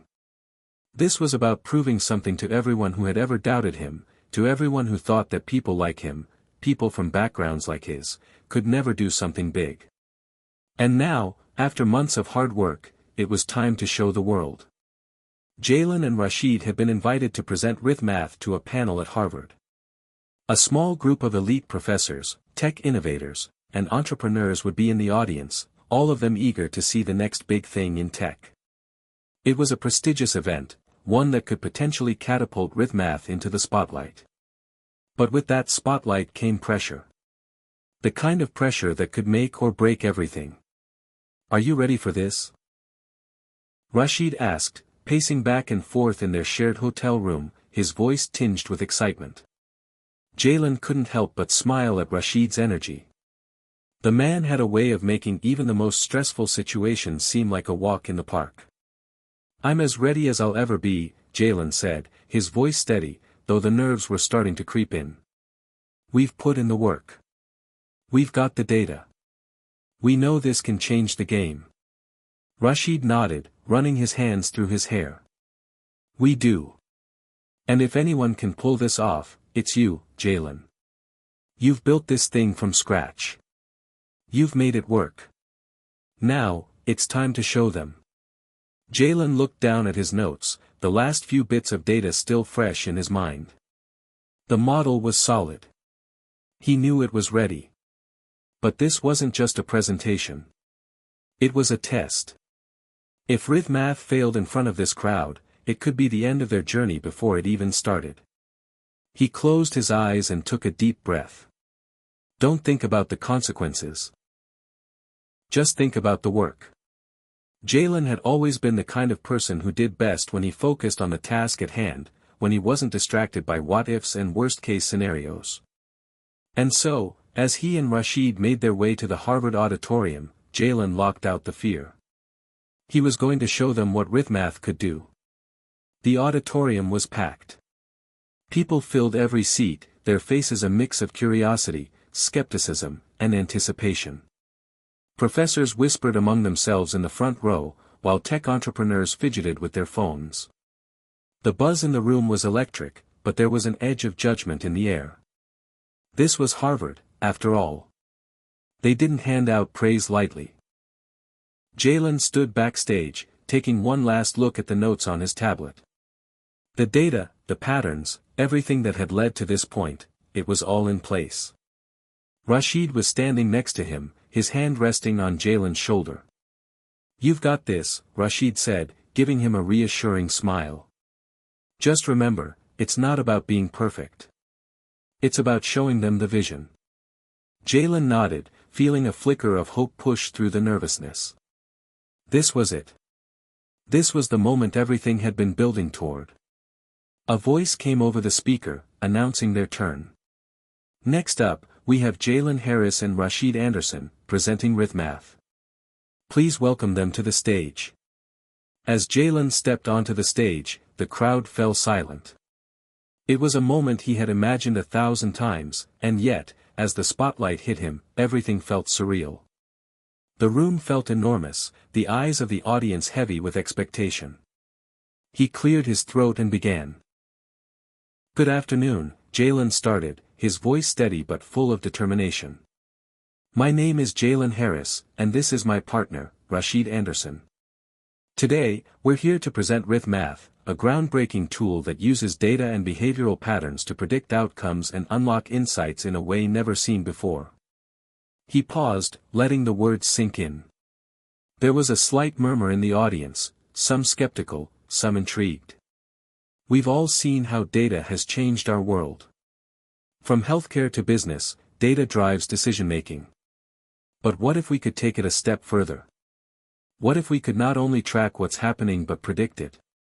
What if we could uncover hidden patterns in people's behavior, relationships, and decisions? Jalen stepped to the side, signaling for the screen behind him to light up. A sleek, interactive diagram appeared, showing Rithmath in action. A series of complex numbers and equations shifted across the screen, but it wasn't just the numbers that mattered. It was the human behavior those numbers represented. This, Jalen continued, is where Rithmath comes in. Using an advanced algorithm, we analyze massive datasets, everything from social interactions to environmental factors, and identify patterns that were previously undetectable. We've tested it in various fields, from finance to psychology, and the results speak for themselves. He turned to Rashid, who nodded in agreement and clicked through the slides. The next set of data showed a series of case studies, each one illustrating the practical applications of Rithmath. They had predicted everything from stock market fluctuations to individual career trajectories, each one accurately forecasting outcomes based on the data they had collected. Jalen could feel the room shifting. The skepticism was still there, but now it was mingled with curiosity. The audience was listening, really listening. But, Jalen said, leaning in slightly to capture their attention, we're not just predicting cold, hard facts. Rithmath is about understanding the human experience, how we make decisions, how we form relationships, and how we interact with the world. It's a tool for the future, one that empowers people to make better choices, to understand themselves and others on a deeper level. He could see it now, the shift. The crowd wasn't just engaged, they were captivated. This isn't just theory, Jallens said, his voice gaining strength. We've tested this model with real people. We've used arithmath to predict everything from the outcome of a social experiment to how a single decision could change the course of a person's life. We've already seen the potential it has to change industries, improve personal lives, and bring about positive change. Jallens paused, scanning the room. The faces before him were no longer a blur. He could see the intrigue, the wonder, even the excitement in some of their eyes. This was the moment, the tipping point. And today, I'm asking you to join us, Jallens said, his voice steady and filled with conviction. This is just the beginning. Arithmath is ready to take the next step. But we need your support. We need your belief in this idea, in this vision. A moment of silence hung in the air, and then, a single clap broke the stillness. Then another. And another, until the room erupted in applause. Jallens stood there, stunned, as the applause continued. It was more than just approval, it was recognition. The crowd wasn't just acknowledging the idea, they were seeing the potential, the future, in what arithmath could do. As the applause settled, the head of the panel stood and addressed Jallens and Rashid. That was impressive, the professor said, nodding. You've given us something to think about. We'll be in touch. Jallens didn't know what to say. He was in shock, overwhelmed by the response. But one thing was clear, they had just taken their first giant step into the future. The days after the Harvard presentation felt like a whirlwind, the applause still ringing in Jallens' ears. But as the initial excitement began to fade, the reality of what lay ahead settled in. The doors had opened, but now came the hard part, making sure they didn't close again. Arithmath was no longer just an idea or a project, it was a living, breathing entity that could change the world, but only if they could navigate the maze of challenges that awaited them.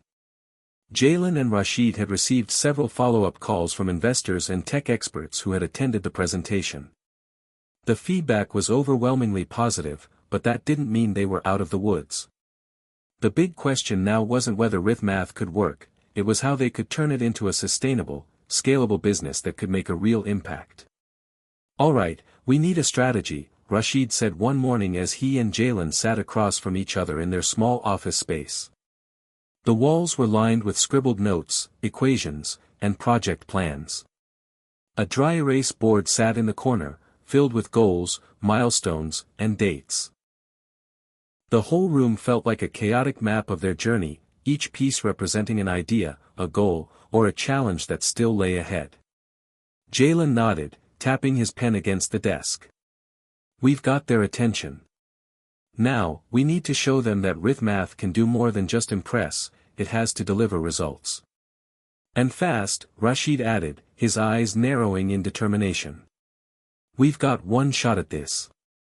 Investors want to see growth, scalability, and impact. If we can show them that arithmath can truly transform industries, they'll back us. Jallens leaned back in his chair, thinking. The weight of the situation felt heavier now, the pressure mounting. He had always dreamed of this moment, the chance to prove that he could make something big, something important, but now that it was here, the task was daunting. Let's focus on the markets that need us the most, Jallens said after a long pause. We've tested arithmath in a variety of fields, but healthcare, education, and finance seem to be the areas with the highest potential for disruption. Those industries are ripe for innovation, and arithmath could be the tool that shakes things up. Rashid nodded, tapping his fingers on the desk. I like that. Healthcare is a big one, especially when it comes to predictive analytics for patient outcomes. Education has always been about finding the right approach for each student. And finance, well, finance is the whole world right now. If we crack those, we'll get the investors lined up. The two of them spent the next few hours discussing their approach, their pitch to the investors, and how to scale the project. They needed to build credibility and make it clear that RithMath wasn't just a tool, it was a revolution in how people understood data and decision-making. As they continued to brainstorm, Jalen couldn't shake the feeling that they were on the verge of something monumental. But at the same time, there was a gnawing fear inside him. What if they didn't succeed? What if all of this was just another dream that would eventually fade away? The next few days were a blur of phone calls, emails, and meetings. Investors and stakeholders were interested, but they all had questions that Jalen and Rashid had to answer convincingly. The pressure was relentless, and every decision felt like it could make or break their chances. Then, one afternoon, Jalen received an email that made his heart skip a beat. It was from Dr. Malcolm Graves, the professor who had chaired the panel at Harvard. Dr. Graves had been one of the most skeptical voices in the room, but also one of the most intrigued. His email was brief but to the point. Subject: follow-up on RithMath presentation. Dear Mr. Harris, I would like to schedule a private meeting to discuss the potential applications of RithMath in predictive modeling, particularly in the areas of healthcare and finance. I believe there may be an opportunity for collaboration, but there are several areas that need to be explored further. Please let me know your availability in the coming days. Best regards. Dr. Malcolm Graves. Jalen couldn't believe it. Dr. Graves was one of the leading experts in predictive modeling, and if he was interested in RithMath, it meant that they were closer than ever to something big. This was the break they had been waiting for. Rashid, look at this, Jalen said, showing him the email. This could be it. If we can make a solid case to Dr. Graves, we might have the expertise and credibility we need to take RithMath to the next level. Rashid grinned. That's huge. Let's get this meeting set up. We've got to be ready. The meeting with Dr. Graves took place a few days later in a sleek conference room at Harvard's Research Center. Jalen and Rashid arrived early, dressed in their best, both of them trying to keep their nerves in check. When Dr. Graves entered, he greeted them with a firm handshake and a sharp gaze. He was an imposing figure, tall, with a voice that commanded attention. But there was a certain warmth in his eyes, a glimmer of curiosity that made Jalen feel like they were on the edge of something important. Gentlemen, Dr. Graves began, settling into his chair, I'll be honest. When you first presented RithMath at Harvard, I was skeptical. The concepts were intriguing, but I wasn't sure how practical they would be in real-world applications. Jalen felt his stomach tighten, but he reminded himself to stay calm. We understand, Dr. Graves. We've been testing RithMath in real-world environments, and the results speak for themselves. Indeed, Dr. Graves said, nodding. But what I want to know is this: what makes RithMath different from other predictive models? What makes it scalable? And how will it stand up to the demands of industries like healthcare and finance? Jalen took a deep breath, meeting Dr. Graves' gaze. This was the moment they had been preparing for. RithMath is different because it goes beyond traditional data analytics, Jalen explained. Most models focus solely on numbers, on historical data.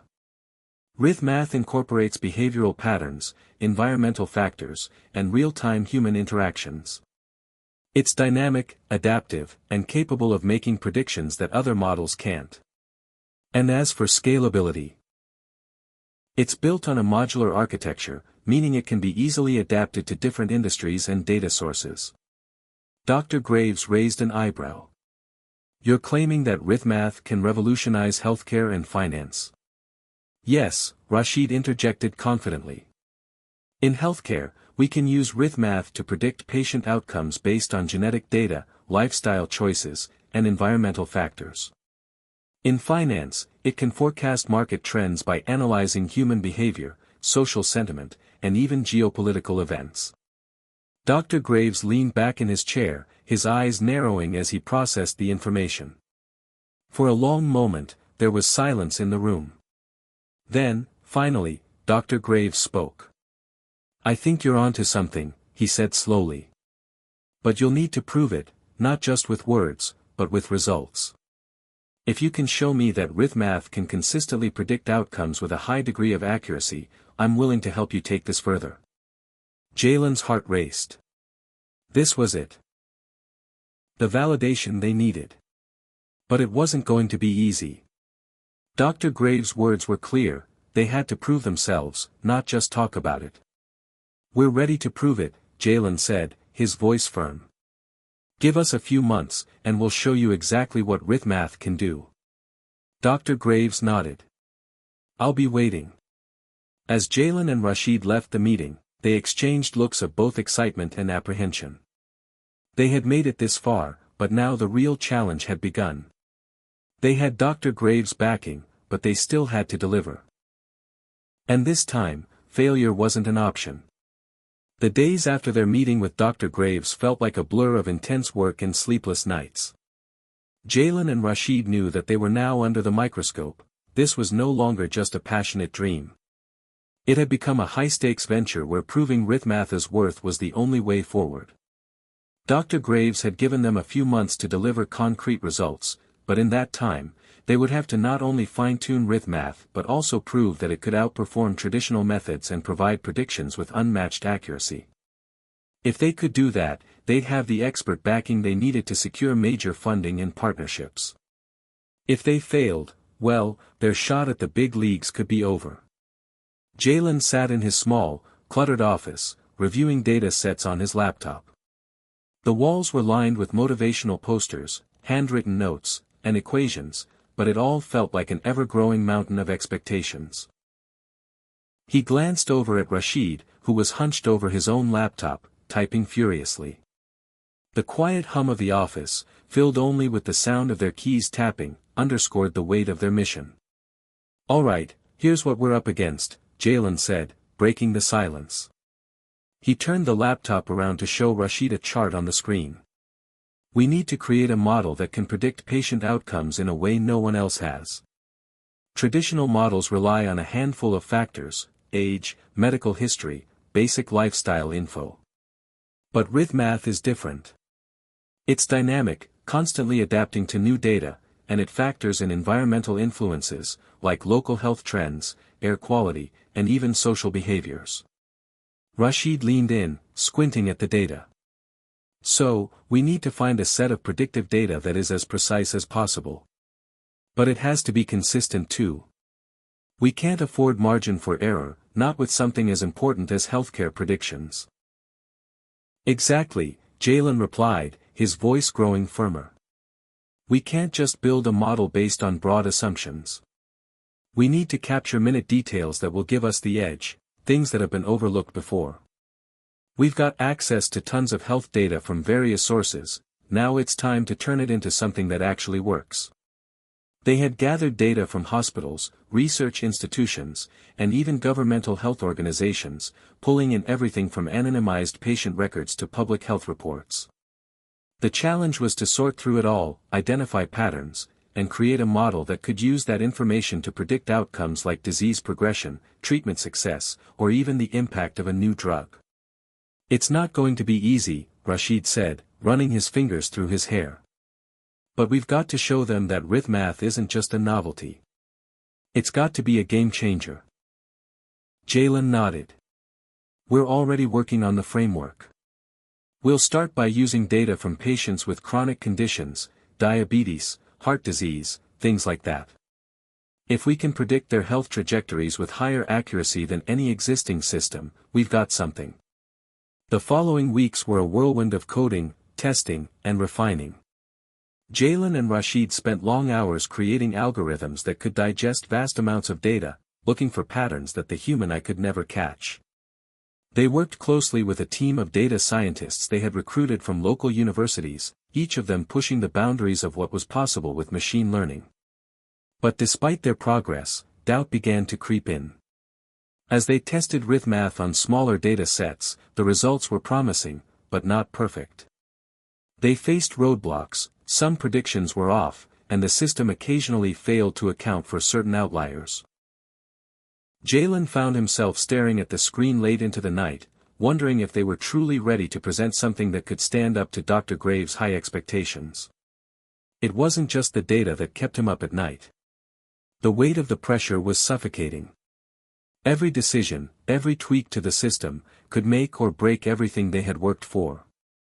The fear of failure gnawed at him, but there was something else too, a fierce desire to prove that Rithmath wasn't just a shot in the dark, it was the future. "Hey," Rashid called out one night, snapping Jalen out of his thoughts. "Check this out." Jalen leaned over to see Rashid's screen, where a graph of predicted patient outcomes had been plotted against actual data.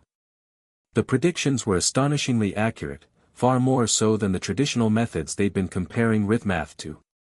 This could work," Jalen whispered, almost in disbelief. Rashid grinned. "It's looking like it. But we still need to validate this. The stakes are higher than ever, and we can't let our excitement cloud our judgment. We need to double-check everything, run it through more tests, and make sure we're on the right track." Jalen took a deep breath. "Right. Let's refine the algorithm. Make sure it can handle larger data sets and unexpected factors. And let's keep it simple for now, no flashy bells and whistles. Just accuracy." As the deadline approached, the pressure intensified. Jalen and Rashid poured every ounce of energy into refining Rithmath, optimizing the model for speed, accuracy, and scalability. They worked tirelessly, often going days without sleep, their minds constantly running over the numbers, testing different parameters, and tweaking the model. It wasn't just about healthcare anymore, it was about proving to themselves that they could do this, that their vision was worth the sleepless nights, the sacrifices, and the unrelenting pressure. One evening, just days before their final presentation to Dr. Graves, Jalen found himself standing by the window of their office, staring out at the city skyline. The setting sun cast an orange glow over the buildings, and for a brief moment, Jalen allowed himself to breathe. He thought back to the early days when Rithmath had been just an idea, a dream he'd shared with Rashid over late-night conversations. The path had been long, filled with setbacks, doubts, and unexpected turns, but they had made it this far. Now, with everything on the line, he knew they were on the verge of something incredible. But there was no guarantee. The next few days would determine everything. He turned back to the desk, where Rashid was reviewing the final set of results. "All right," Jalen said, his voice steady. "Let's make sure we've got everything lined up. We can't afford any mistakes." Rashid looked up, a quiet determination in his eyes. "We've got this." The next morning, they were ready. With their presentation finalized, the algorithms tested and retested, they packed up their laptops and headed back to Harvard, knowing that everything they had worked for was about to come to a head. Jalen and Rashid stood outside the glass doors of Harvard's prestigious data science lab, the imposing building casting long shadows as the late afternoon sun dipped beneath the horizon. Their breaths came a little faster than usual, and for a moment, it was as though time had slowed down. Every step they had taken to get to this point, the late nights, the sacrifices, the unspoken doubts, had led them to this very moment. They had one shot at this. One chance to show that Rithmath wasn't just another idea, but a game-changing innovation that could revolutionize healthcare. "Do you feel that?" Rashid asked, breaking the tense silence. His voice was barely a whisper. Jalen glanced at his best friend, his partner in this journey. Rashid's face was unreadable, but Jalen could see the tightness in his jaw. "Yeah," Jalen said, his own voice low. "I feel it. Let's make sure it's the last time we feel this way." Both of them stepped into the building, moving past the reception desk with the ease of people who had been here a dozen times. Their names had been added to the guest list for today's meeting with Dr. Graves and the panel of experts, but this wasn't just a meeting. This was a life-defining presentation. As they walked down the hallway, their thoughts raced. Rithmath had been tested under every condition they could think of. It had been refined to the point of near perfection. But could it handle the scrutiny of Harvard's top researchers? Could it outperform the predictive models currently used by healthcare systems worldwide? Dr. Graves had made it clear during their last meeting that this was the moment when they either proved the system's worth or saw it crash and burn. The pressure was insurmountable. And while Jalen and Rashid had worked tirelessly to refine the model, they knew the true test would be how it fared under the intense, unforgiving eyes of experts. The double doors to the meeting room opened, and they stepped inside. The large conference table was surrounded by several people, some familiar faces from their previous meetings, but there were also new ones, data scientists, healthcare professionals, and mathematicians with decades of experience in their fields. Their eyes immediately locked onto Jalen and Rashid as they entered. Dr. Graves, sitting at the head of the table, gestured for them to take a seat. He didn't smile, but his expression was thoughtful, curious. The air in the room felt thick with anticipation. "Well," Dr. Graves said, his voice cutting through the silence. "Let's see what you've got." Jalen took a deep breath, forcing himself to stay calm as he set up his laptop. Rashid did the same, his fingers tapping rhythmically on the table as he prepared their first demonstration. Jalen glanced at the panel, noting the skeptical expressions on their faces. This was their chance to prove they had what it took. "Good afternoon, everyone," Jalen began, standing up to address the panel. "We are here today to show you RithMath, an innovative approach to predictive healthcare. We've spent the last several months refining this system, and today, we are confident that it can outpace traditional models in predicting patient outcomes and improving treatment strategies." He paused for a moment, letting the gravity of his words settle. He could feel the weight of their gazes on him, the pressure mounting with every passing second. But there was no turning back now.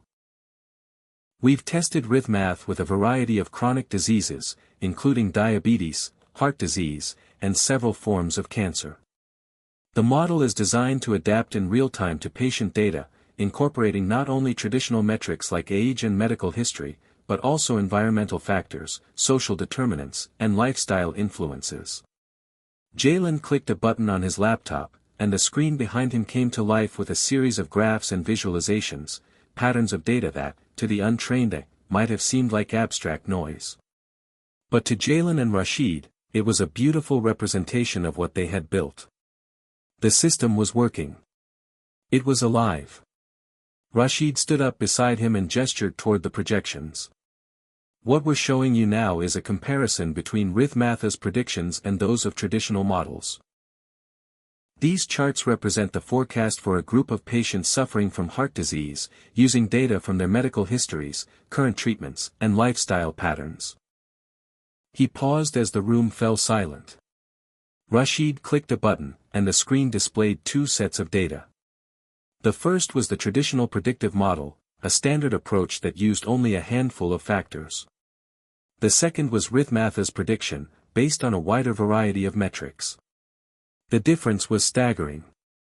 RithMath's predictions not only aligned more closely with actual outcomes but, in some cases, even predicted complications that the traditional model had missed. "Here you can see that RithMath doesn't just predict the likelihood of complications like heart attacks or strokes," Rashid continued. "It also accounts for patient behavior, environmental factors like air quality, and even socioeconomic elements that affect a patient's health trajectory." One of the panelists, a middle-aged man with graying hair and glasses, narrowed his eyes. "These results are impressive," he said, his voice tinged with disbelief. "But how do you explain the accuracy? Traditional predictive models have been refined for decades. What makes RithMath so different?" Jalen could feel the tension in the air, the subtle challenge in the panelist's voice. He glanced at Rashid, who gave him a small nod. This was the moment to take their pitch to the next level. Jalen cleared his throat. "It's simple," he said. "Traditional models rely on static data points, things that can become outdated or fail to account for changing conditions. RithMath, however, is dynamic. It updates itself in real time based on new data, learning from every patient interaction and refining its predictions as more information becomes available. It doesn't just rely on what's already been learned, it keeps learning and improving." Dr. Graves leaned forward in his chair, his expression unreadable. "And what happens if the system makes an error? How do you ensure it doesn't lead to catastrophic mistakes in a clinical setting? Jalen knew this was coming. Every system, no matter how advanced, had to account for human error. He nodded and spoke with conviction. Math isn't perfect. No system is. But we've built it with a feedback loop that allows healthcare providers to review predictions before any decisions are made. It's not a replacement for doctors, it's a tool to help them make better, more informed choices. The goal is to enhance healthcare, not replace human judgment. The room fell into a tense silence, each member of the panel mulling over his words. Jalen could feel the weight of their skepticism, but he also saw something else in their eyes, cautious curiosity. They were intrigued. Dr. Graves, Jalen said, turning to him, I know the stakes here are high. But math has the potential to fundamentally change how we approach healthcare. It's not just about predicting outcomes, it's about improving lives. Dr. Graves studied Jalen for a long moment, his eyes sharp and calculating. Finally, he nodded. All right. You've shown us the potential. Now, let's see how it holds up in a real-world trial. The meeting stretched on for hours, but with each new set of data, each prediction math nailed, Jalen and Rashid could feel the tide turning in their favor. They had done it. They had proven that their system could not only work but could revolutionize predictive healthcare in a way that traditional models simply couldn't. As the presentation came to an end, Dr. Graves stood up, a rare smile breaking across his face. I have to admit, I didn't think it would be possible, he said, his voice tinged with admiration. But this is something special. Jalen and Rashid exchanged a look, their hearts racing with excitement. We'll start with a pilot program, Dr. Graves continued. If math performs as promised in a real-world setting, then we'll discuss scaling it. Jalen's breath caught in his chest. The battle wasn't over, but this was the validation they needed. Math was no longer just an idea, it was a reality. And the journey had only just begun. Jalen couldn't believe how the past few days had unfolded. After the presentation at Harvard, the emails, the phone calls, the meetings, it all felt like a whirlwind of success, each moment bringing them closer to the breakthrough they'd worked for. But with success came pressure. They had been given the green light to run a pilot program for math. This was the real test, the one that would either validate their creation or shatter it completely. It was a delicate balance. Jalen knew it was only a matter of time before they encountered obstacles. Nothing in the world of innovation ever came without its hurdles. Still, when he woke up that morning, his heart raced with excitement and fear in equal measure. Math had passed every test they'd thrown at it so far. But what about the real world? As Jalen made his way through the bustling streets of downtown, he couldn't help but think about the stakes. They were no longer just two friends with an idea. They were on the verge of something that could change the future of healthcare. The weight of it pressed down on him, but at the same time, there was a sense of purpose he hadn't felt before. The pilot program would begin in a local hospital, one of the largest in the region. This was where the pressure was the highest. They would be testing math on real patients, in real time. There would be no room for error. Jalen's phone buzzed in his pocket. It was a text from Rashid. Ready for the test today? This is our moment, bro. Jalen smiled, typing a quick response. We've got this. Let's make it count. At the hospital, the atmosphere was sterile, busy, and filled with the hum of hospital equipment. As they entered the data center where they would set up math for the trial, the gravity of the moment seemed to settle over them. It wasn't just a trial anymore, it was their future. We've got this, Rashid repeated under his breath, as if reminding himself. Jalen nodded, his thoughts racing. Remember, it's not about proving that math is flawless. It's about proving that it can handle the complexity of human health. Rashid adjusted his glasses and tapped away on his laptop, preparing the interface for the trial. They had worked out all the kinks, or so they thought. But the real world was unpredictable. They had no way of knowing how their system would behave under the stress of live data from dozens of patients. As they waited for the first patient's data to be uploaded, Jallens' mind wandered back to the moment at Harvard, the way the panel had reacted to their pitch. Dr. Graves had been impressed, yes, but that had been theory. This was practice. And theory and practice were often two very different things. Finally, the first patient's data came through. Jallens leaned forward, his fingers hovering over the keyboard as he watched the numbers populate on the screen. This was it. Math was about to be put to the ultimate test. The first few hours went smoothly. The system processed the data from several patients, analyzing their medical histories, lifestyle factors, and current health conditions. Math made predictions for each case, offering potential treatment adjustments based on its analysis. The doctors on the hospital's end were cautiously optimistic, making note of any discrepancies or adjustments they might need to consider. But as the hours passed, something unexpected happened. The system began to slow down. At first, it was subtle, some slight lag between inputs and outputs. But soon, the delays became longer, and the data wasn't matching up with the actual patient outcomes as accurately as it had during the trials. Rashid's fingers flew across the keyboard, trying to troubleshoot the system.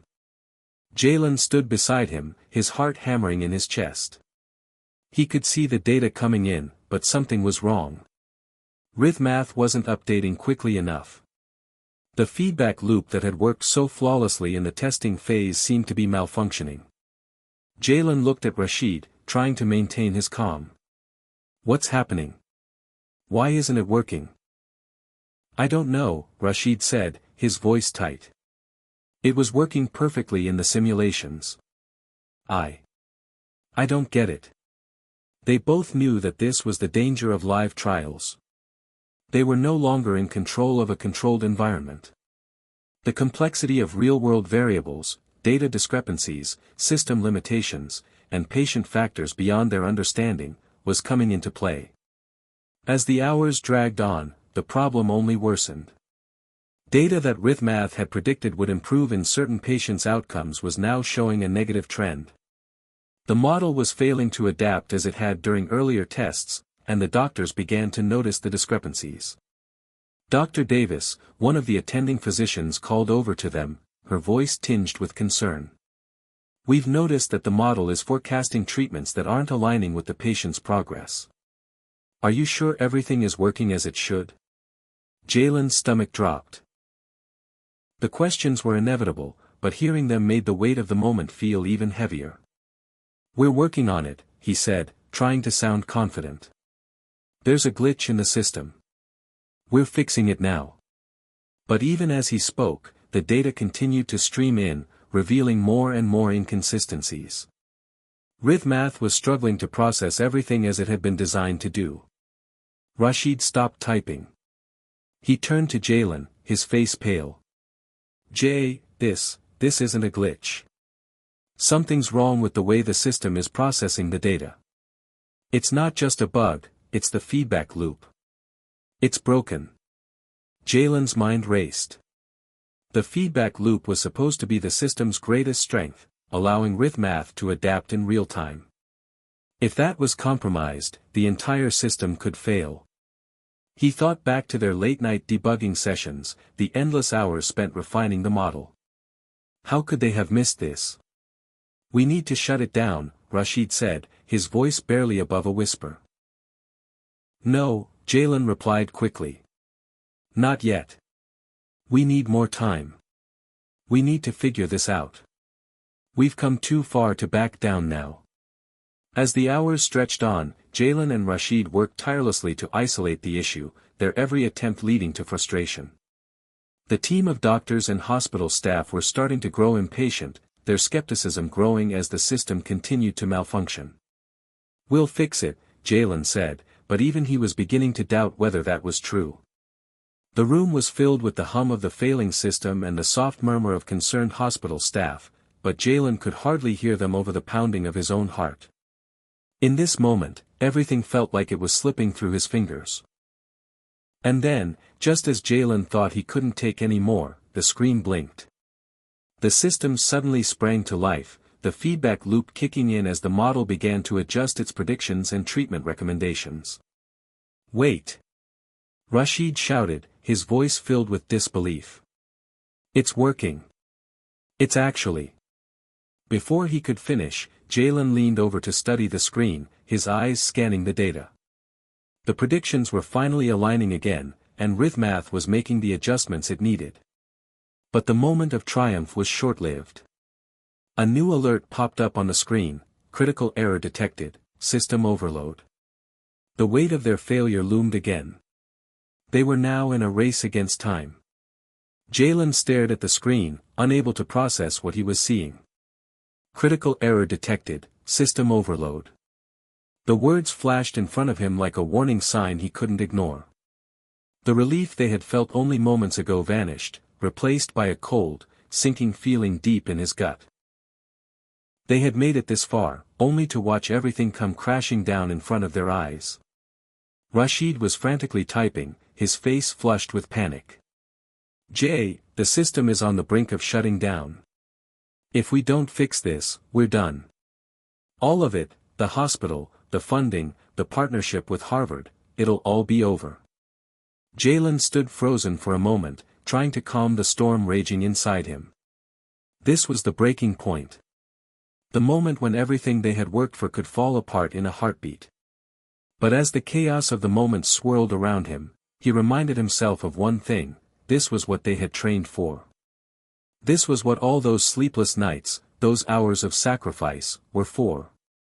"Rashid, we need to reset the system," Jalen said, his voice steady, though inside he felt anything but. "We'll debug and restart from scratch if we have to. Just get me a moment to think." Rashid didn't hesitate. He dove into the code, his hands flying over the keyboard as he tried to salvage what was left of their creation. But Jalen knew that time was running out. Every second they wasted was a second closer to losing it all. As Jalen paced the small room, he thought back to the beginning.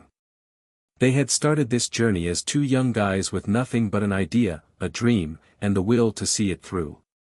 The journey had been full of challenges, sure, but they had overcome each one by leaning on each other and pushing forward no matter the obstacles. This moment. This was the ultimate test. It wasn't just the system at risk. It was everything. The hospital's faith in them, the future of RithMath, the trust that had been placed in them by the experts at Harvard. The impact they hoped to have on healthcare was hanging by a thread.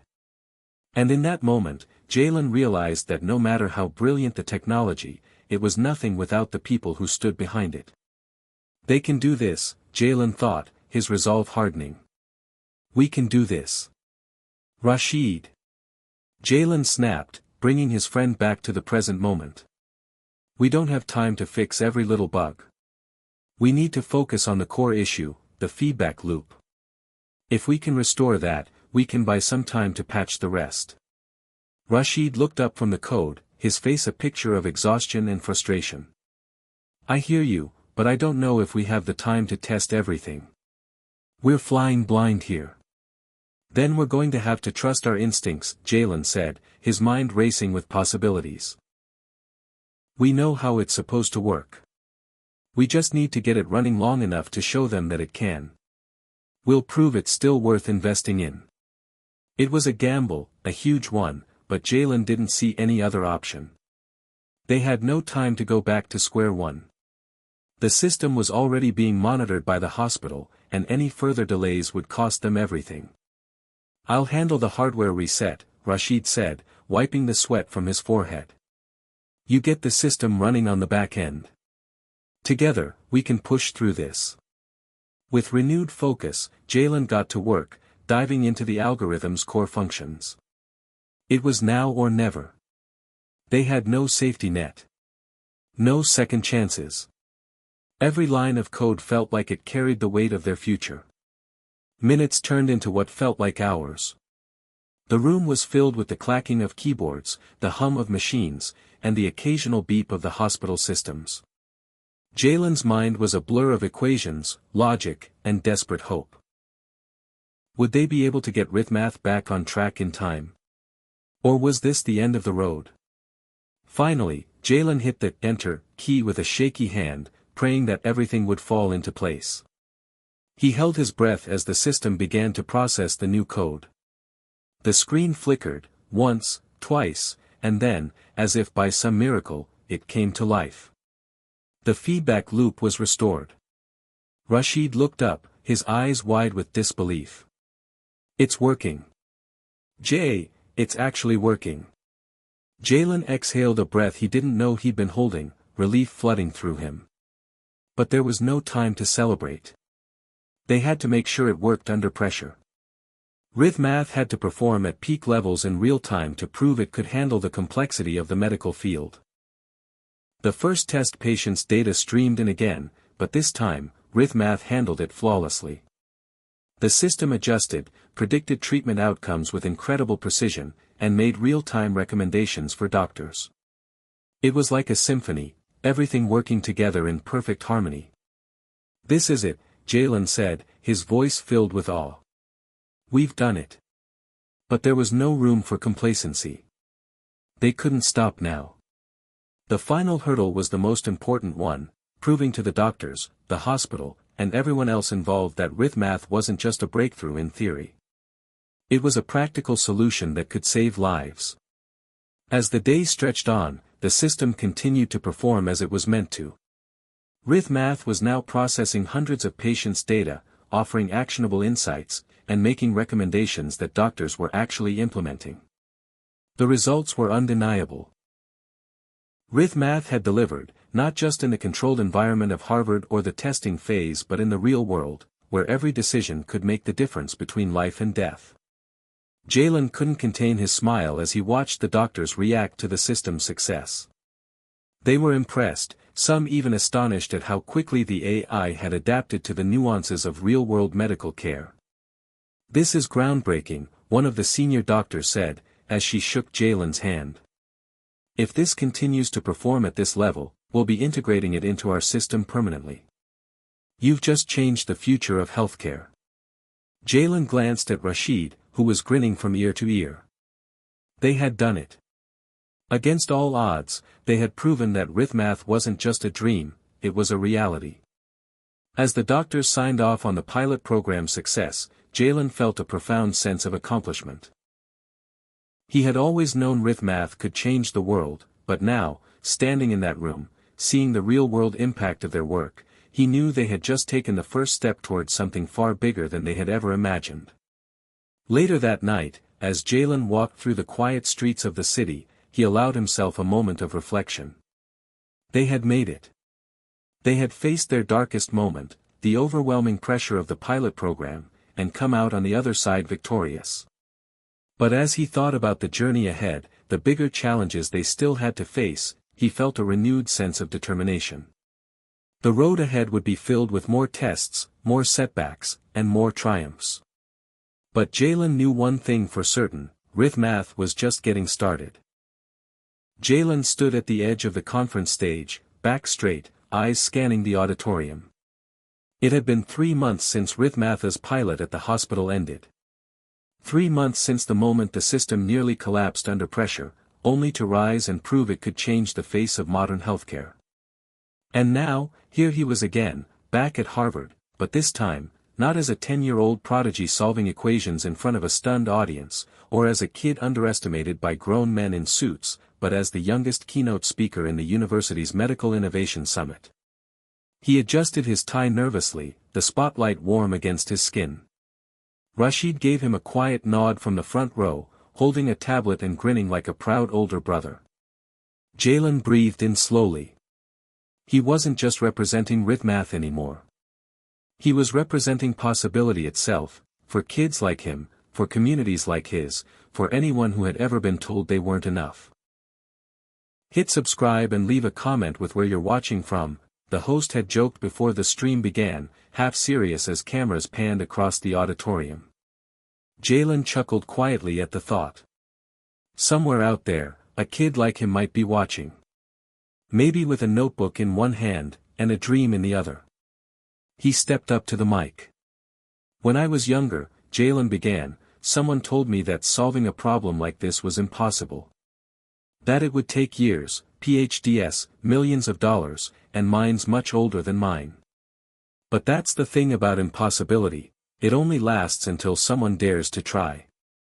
There was a hush in the room, not the kind that came from boredom, but the stillness of minds leaning in. I didn't do it alone. I had Rashid. I had mentors, friends, people who believed in me even when I didn't know what the next step was. And more than that, I had questions that wouldn't leave me alone. Why does healthcare move slower for some communities? Why do preventable conditions still take lives when we have the data to stop it? Why can't we build something that listens to the rhythm of each life, and learns from it? He paused, letting the weight of those questions linger in the room. We called it rhythmath because it's about the math behind every beat, every breath, every blood pressure spike and drop. But it's more than numbers. It's about pattern, presence, predictability. And now, it's being used in 6 hospitals across the country, and next month, we launch our first clinic program in Jackson, Mississippi. Applause broke out, loud and genuine. Jalen held back the smile that threatened to take over his face. Not because he wasn't proud, but because he wasn't done. We didn't just build an AI, he continued. We built trust. Between people and systems. Between doctors and data. Between communities and the care they deserve. He stepped back from the mic as the room rose in a standing ovation. But it wasn't the applause that mattered. It was what came after. The quiet moments in the hallway when professors approached him not as a novelty, but as a peer. The email from the nurse in Detroit who said rhythmath helped her catch a misdiagnosed condition before it turned fatal. The video Rashid showed him last week, a 5th grade class in Atlanta learning how the system worked, taught by a teacher who said Jalen inspired her students to believe they could be more than what statistics told them they would become. Later that night, Jalen and Rashid sat on the steps outside the hall. The moon hung low, golden against the brick buildings. The crowd was gone. The lights were off. But the silence wasn't empty. It was full of something bigger. You killed it out there, Rashid said, sipping from a bottle of Coke. Like, for real. That was legend-level stuff. Jalen chuckled. It still feels unreal. Like, we built something from your living room. Correction, Rashid grinned, we built something from my mom's living room. They both laughed, the kind of laugh that only comes after the battle has been fought and won. Then silence again. But this time, it wasn't uncomfortable. It was reflective. You ever think about where we started? Jalen said after a moment. Like, the night I showed you that notebook. When I thought I was just solving a puzzle, and it turned out to be, this. Rashid leaned back on his elbows, gazing up at the stars. Yeah. I think about it a lot. You were just this little genius kid with big eyes and an even bigger brain. But what I remember most is that you cared. You didn't want to build something to show off. You wanted to fix something. Jalen nodded. I still do. And we will, Rashid said. One hospital at a time. One algorithm at a time. Jalen looked up at the sky too, the same sky he used to stare at from his bedroom window, dreaming of escape, of meaning, of more. People ask me if rhythmath was my biggest success, he said quietly. But I don't think it is. Oh. Rashid raised an eyebrow. And what is? Jalen turned to him, the kind of calm certainty in his eyes that only came after everything had been stripped away and rebuilt. Believing that the impossible was worth chasing. They sat in silence again, 2 friends, 2 dreamers, no longer trying to prove something, but to build something that would outlast them. And far away, in a classroom where a teacher had just finished playing Jalen's Harvard speech, a young black boy with bright eyes and a quiet confidence reached into his backpack and pulled out a spiral notebook. On the first page, he wrote. New idea. Because sometimes, it only takes one story to spark another. And what once seemed impossible, suddenly isn't. Hit subscribe and leave a comment with where you're watching from. This story might just spark a new beginning. What's one thing that always pushes you forward, even when things get tough?